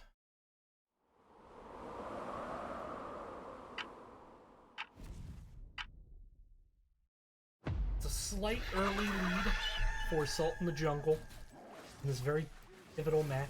You got another Grawl being dropped.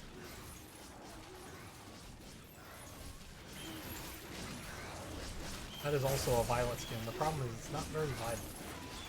Or, like, green. Orange. Which, yes, correct. Those are not violet. Another leak here from Gela to a Turtle Dragon Snail Send. No leaks. Salt in the Jungle. You know, that said, Yog Yog does have 90 myth in the bank. Ella has 60, so looks like they're saving. What wave are they saving for? Find out. But this should widen the early lead a little bit. Salt in the Jungle shouldn't make a huge difference. See what it turns into in a second. Yeah, okay, it's about a 55 lead. About a 55 lead. That is a worker at this point, but actually, I mean, okay, wait, we did have some drops here. We got a dino and a snail. Okay, so some econ sends here coming out.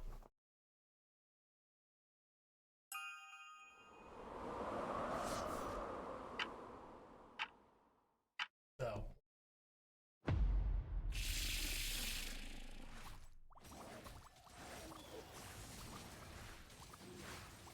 alright.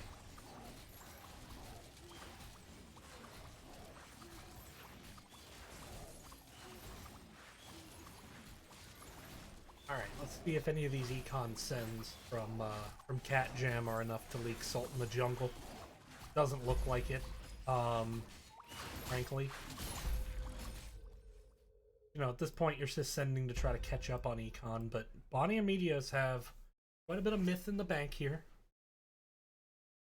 And they do have worker leads. 9 and 8, effectively.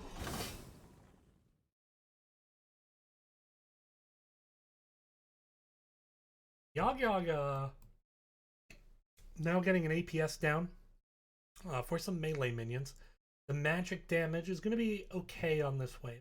It's not going to be... This magic damage isn't really going to get much for 8 or 9.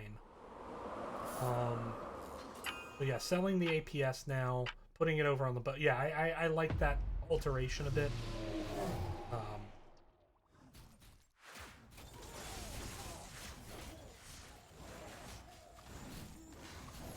So we have the middle talent here is just, I think it's 36 income. It's not really a particularly well-received talent. Then we have the sacrifice, which you basically just sell, get rid of one minion and get extra gold. It's effectively just extra gold because you could always rebuild that minion, right? And then I think this one is, this is like the all-in where you lose income and gain myth. So it could be that both these teams are playing for 11, and we might see something like that. No, wait, no, this is... No, this isn't that. This is, Embargo, I think. Yeah, that's Embargo. That would actually play for Wave 13, not Wave 11. Let's see. Sun's coming in. Alright, we got a safety mole. We have the Mimic over here. Just some econ send once again. So let's check on how the safety mole and Mimic do.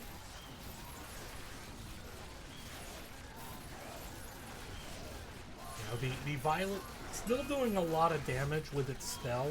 Yeah, you know, it's arcane defense, but it's just a lot of damage. Like, well, actually, no, it barely did any damage there, so I mistook the damage for some other source, but nonetheless, once again, a leak coming in here, and so this is starting to get snowballed a little bit against Cat Jam.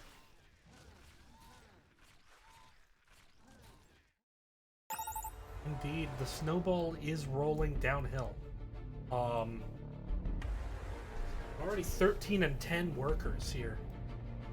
And with equal myth in hand, I mean, this is just a massive lead right now. For Salt in the Jungle. Cat Jam is going to have a really hard time coming back from this one. When you look, I mean, when you just look at the... Yeah, I know the power score is one thing, and the power score seems even, the net value, blah, blah, blah. But you look at, okay, you know, worker differential. This is a 5 worker differential, income differential. And yeah, they still have some myth in hand, but then you look at the king differential. This is definitely favoring Salt in the Jungle, right? Some mostly econ sends, although the Hermit in there. Where does the Hermit? Interesting. The Hermit is going against, I mean, I guess you have the Violet. Alright. Millennium has gotten out, though, for Yogg-Yogg. And if they survive this, they have 120 myth in hand each. If they survive this. How much splash... Ooh, no splash damage there for the Millennium. A little bit unlucky. Yeah, splash damage really just doesn't get that much done, it feels like.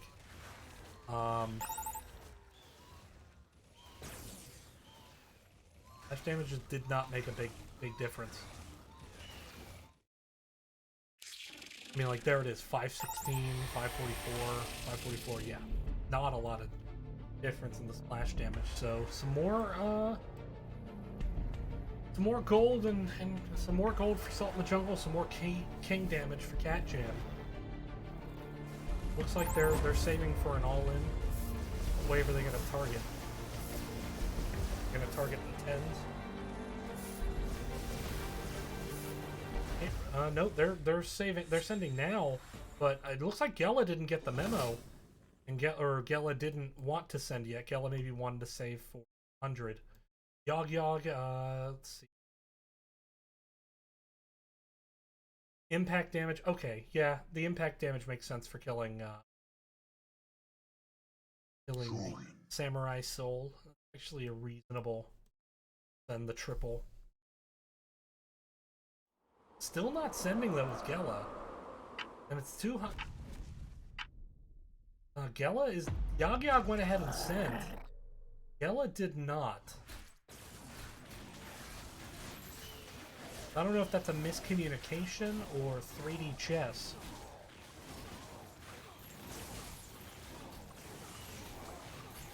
I mean, yeah, there's a ton of AoE damage over here. You want to prioritize sending on the Granddaddy. But then... why send here now all of that myth? That's, I guess, what I don't get.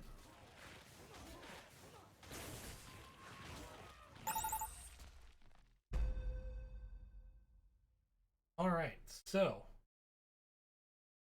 Yeah, apparently I've ended up doing Bonnie a lot, but this is one of the more interesting. Alright, so here comes the send. So safety mole pack leader. We got a mimic pack leader. And the Swift tank. Dino being sent. This is I'm still kind of confused about this desync in terms of like Yog Yog sending on the last wave, but Gela not sending. I admittedly don't fully understand it.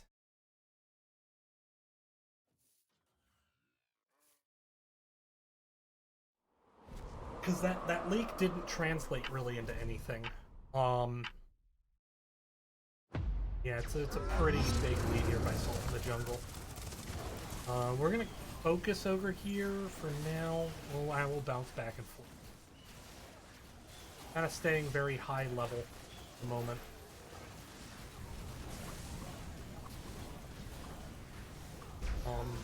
Alright, there is the leak by Bonnie. Shut down.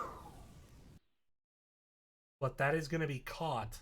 Again, I think I'm really I guess I don't understand the desync there, but that is the game, and we got the Victory. I'm not sure what happened with Cat Jam, but that will be the game. They just they desynced. So yeah, Yog Yog sent on 9, Gela didn't send. Not sure if there was a miscommunication or if that was intended. If it was, I'm kind of surprised by it because I'm not sure what benefit it gave. But I mean, maybe Yog Yog just desperately needed some money for that next wave. I don't know, but in either case, with that, and again, it goes to tiebreakers, so we're kind of in a wait and see in some respects, but it looks like Atomic, not surprisingly, beat Salty Bowtie. Update hasn't been reported on the challenge yet, but go ahead and update. Okay, well there's enough interesting games right now. Let's jump into another. I know, let's check what we're being grabbed. Flying Judgment and X Spirit is casted. Okay, no wait, they moved to Bananas, ganked by Bananas turn.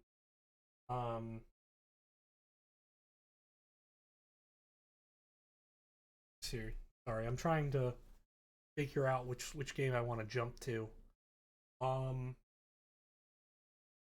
Adamazin when bugs fly. Let's check on that one. Join.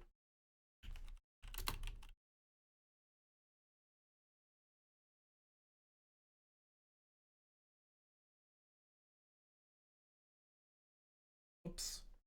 I had wrong.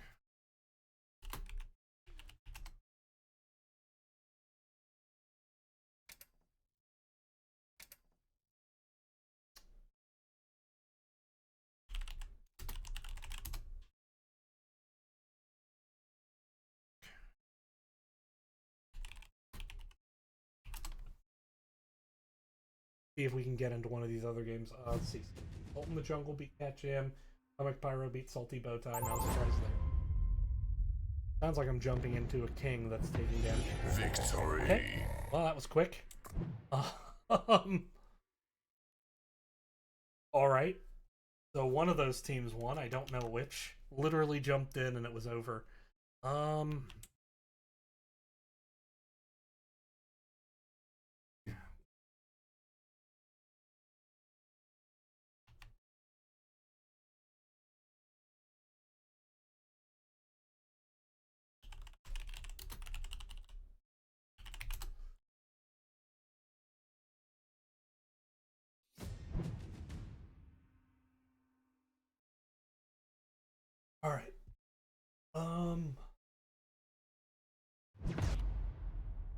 Okay,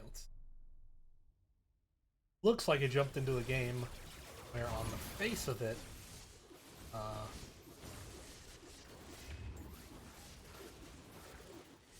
Kutchin and Honig are on the right side. Looks like they have a pretty sizable lead.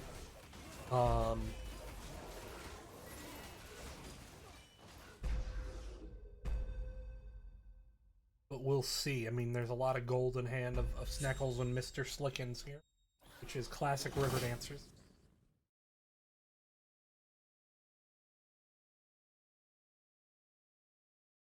Kuchen and Honig cannot advance the top 4. I think there's a means for classic River Dancers to do so, but I'm not certain. Again, it depends on tiebreakers. It's hard for me to...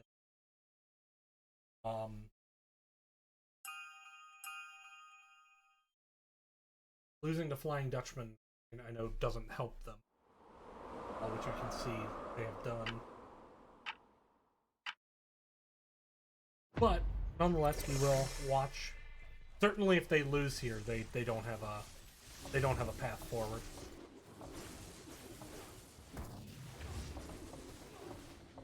An interesting setup here by Classic River Dancers. It looks like they just have just a ton of Oathbreakers, and it doesn't seem to be working in terms of catching here. But the Doom machine may catch just. Kuchen and Honig, again, just seem to have a pretty big advantage here. You look at the workers; they have a slight myth lead. They have a big worker value lead. And of course, just the King health. So we'll see what wave the Sens look to join.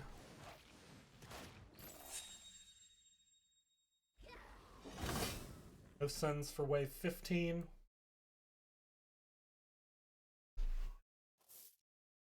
Thought about upgrading to it Azaria. Chose not to actually selling that. Looking at... Okay, no, they're just repositioned. So it is Azaria. Azaria, very strong on this wave. 15 and 18, it's just incredibly strong. 20 as well.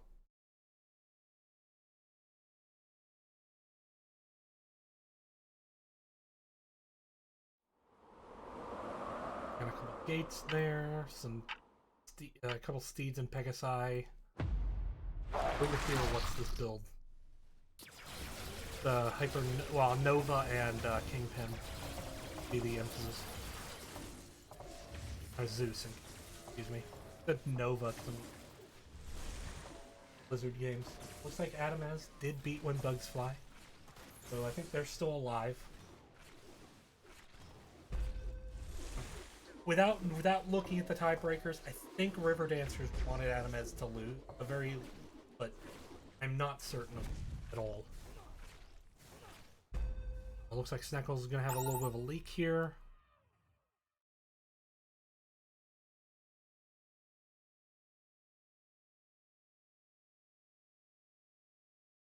Alright. Oh. Sens. Alright, the Sens have started to come here. Got an Imp, a Safety Mole, Pack Leader. That's a Pack Leader and a 4 Eyes. The person who asked earlier, where are the other eyes? They are. There's the 3 of them. Okay. Over here, sending an Ogre, a Pack Leader, and a Brute. Centaur. Kuchen and Honig, if they get a big leak here, they'll just win. So, Classic River Dancers needs a hold here to stay alive. Spamming Bone Warriors, so that's trying to, I guess, eat some of the damage that comes out. Here we go, Mantis time. Huge sends. Everyone almost everyone.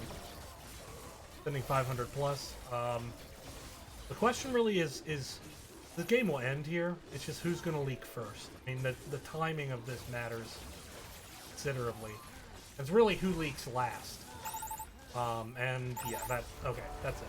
Kuchen and Honig are going to win this game. Shut down. At this point, I mean, everyone's going to leak, but because there you go, the 2 gates arrive, that's it. That's the game. Alright. Flying Dutchman and Necrospear. I doubt I'll be able to join that, but I can try. Defeat. I know it's being casted, I believe, on the... Let's try.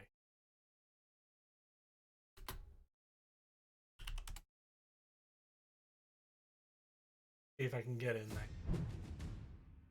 Classic River Dancers moves to 4 and 3. Let's update our standings if I can.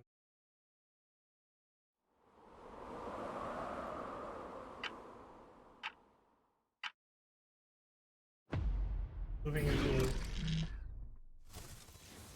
this is Flying Dutchman versus Necker Spirit. Flying Dutchman certainly clinches with a win here. Necker Spirit has to win to stay alive, but then it gets into tiebreakers, so I don't know. So definitely a very important game.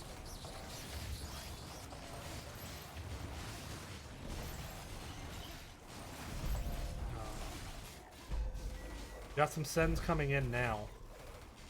Necker Spirit getting a couple Shamans out, actually. Shamans all around. This is a very big Shaman wave. Shaman.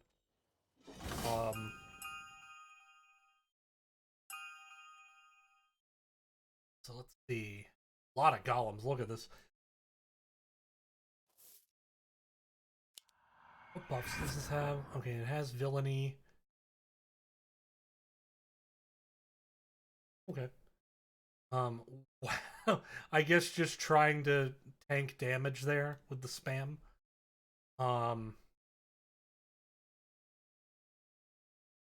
What is going on? Is I guess trying to take as much damage as possible while the Leviathans enable the Violets to do a ton of work. I guess that's the play.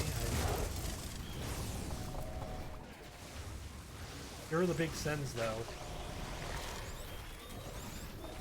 See who breaks. Again, the loser I know is or the Necker Spirit I know is eliminated with them. That's about all I know.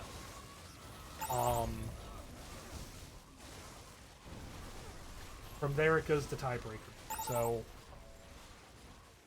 if Necker Spirit wins, I don't know if that gets them in. I don't know if that removes Flying Dutchman. I just know that then it gets complicated. A little bit of a catch here. So Status enhanced. Decimate. right, but this looks pretty good right now for Necker Spirit to get the win. Aviators, I don't think they hold here.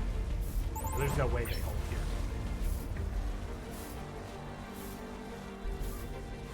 Right? Right?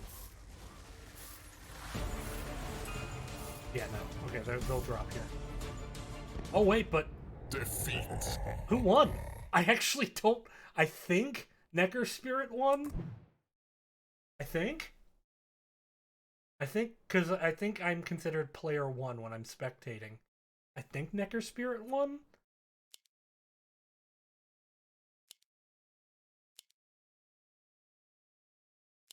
Yeah, I think Necker Spirit won. Let's see. Necker Spirit should have the higher send. Yeah, I think Necker Spirit won.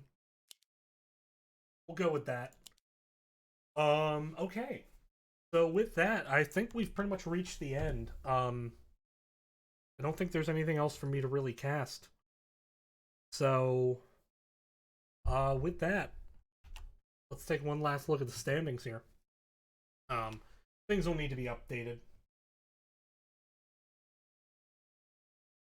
So I know that Classic River Dancers lost to Kuchin and Honig. I'm pretty sure that Necker Spirit just beat Flying Dutchman, which may get them through to tomorrow. I'll have to see how the tiebreakers work out. Yanked by Bananas and Crash and Burn, that one I know is ongoing. Let's just see if I can get into it. I probably can't. But we'll try.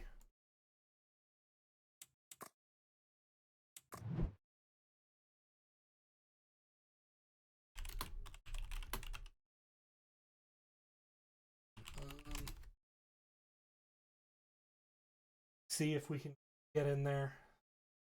Oh no, they've apparently finished.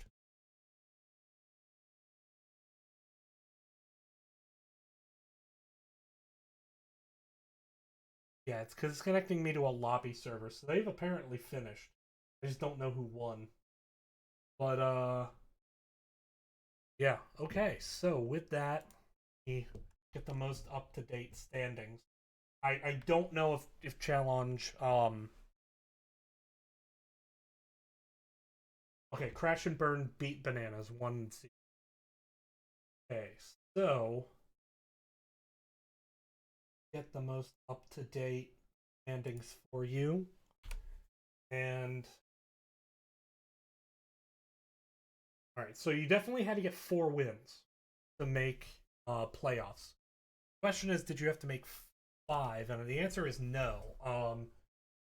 So here's what I can tell you: Crash and Burn, they made it to tomorrow. Yanked by Bananas and Atomic Pyro, they made it through to tomorrow. They all have 5 wins or more. From there, it's going to be one of Adamaz, Flying Dutchman, Salt in the Jungle.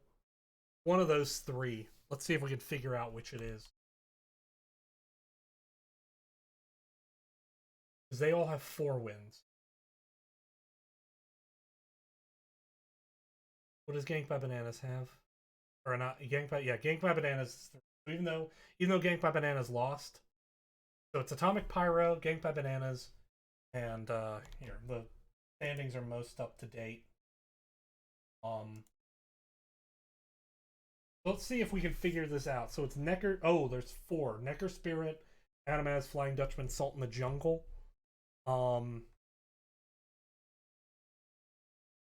Let's check first Necker Spirit, what their record is. Necker Spirit beat Adamaz, I think. Beat Flying Dutchman. They beat Salt in the Jungle. If they beat Adamaz, I think it has to be them.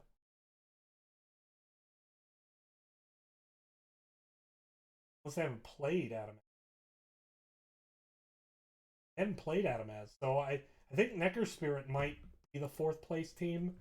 But let me check if Adamaz, who they beat. Well,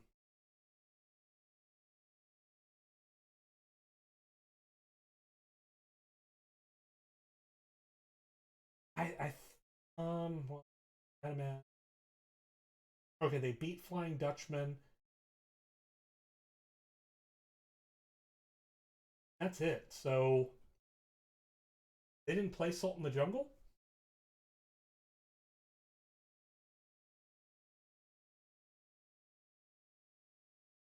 This is interesting. I honestly don't know how this works out.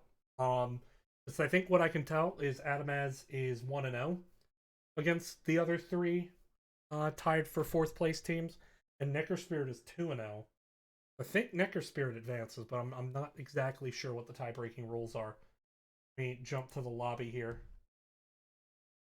Okay, it is Necker Spirit. All right. Well, with that, thank you everyone for watching. That's it. I'm not casting tomorrow, so that's on the main Legion TD channel. Thank you everyone who tuned in, and I will see you next time. Take care. Bye now.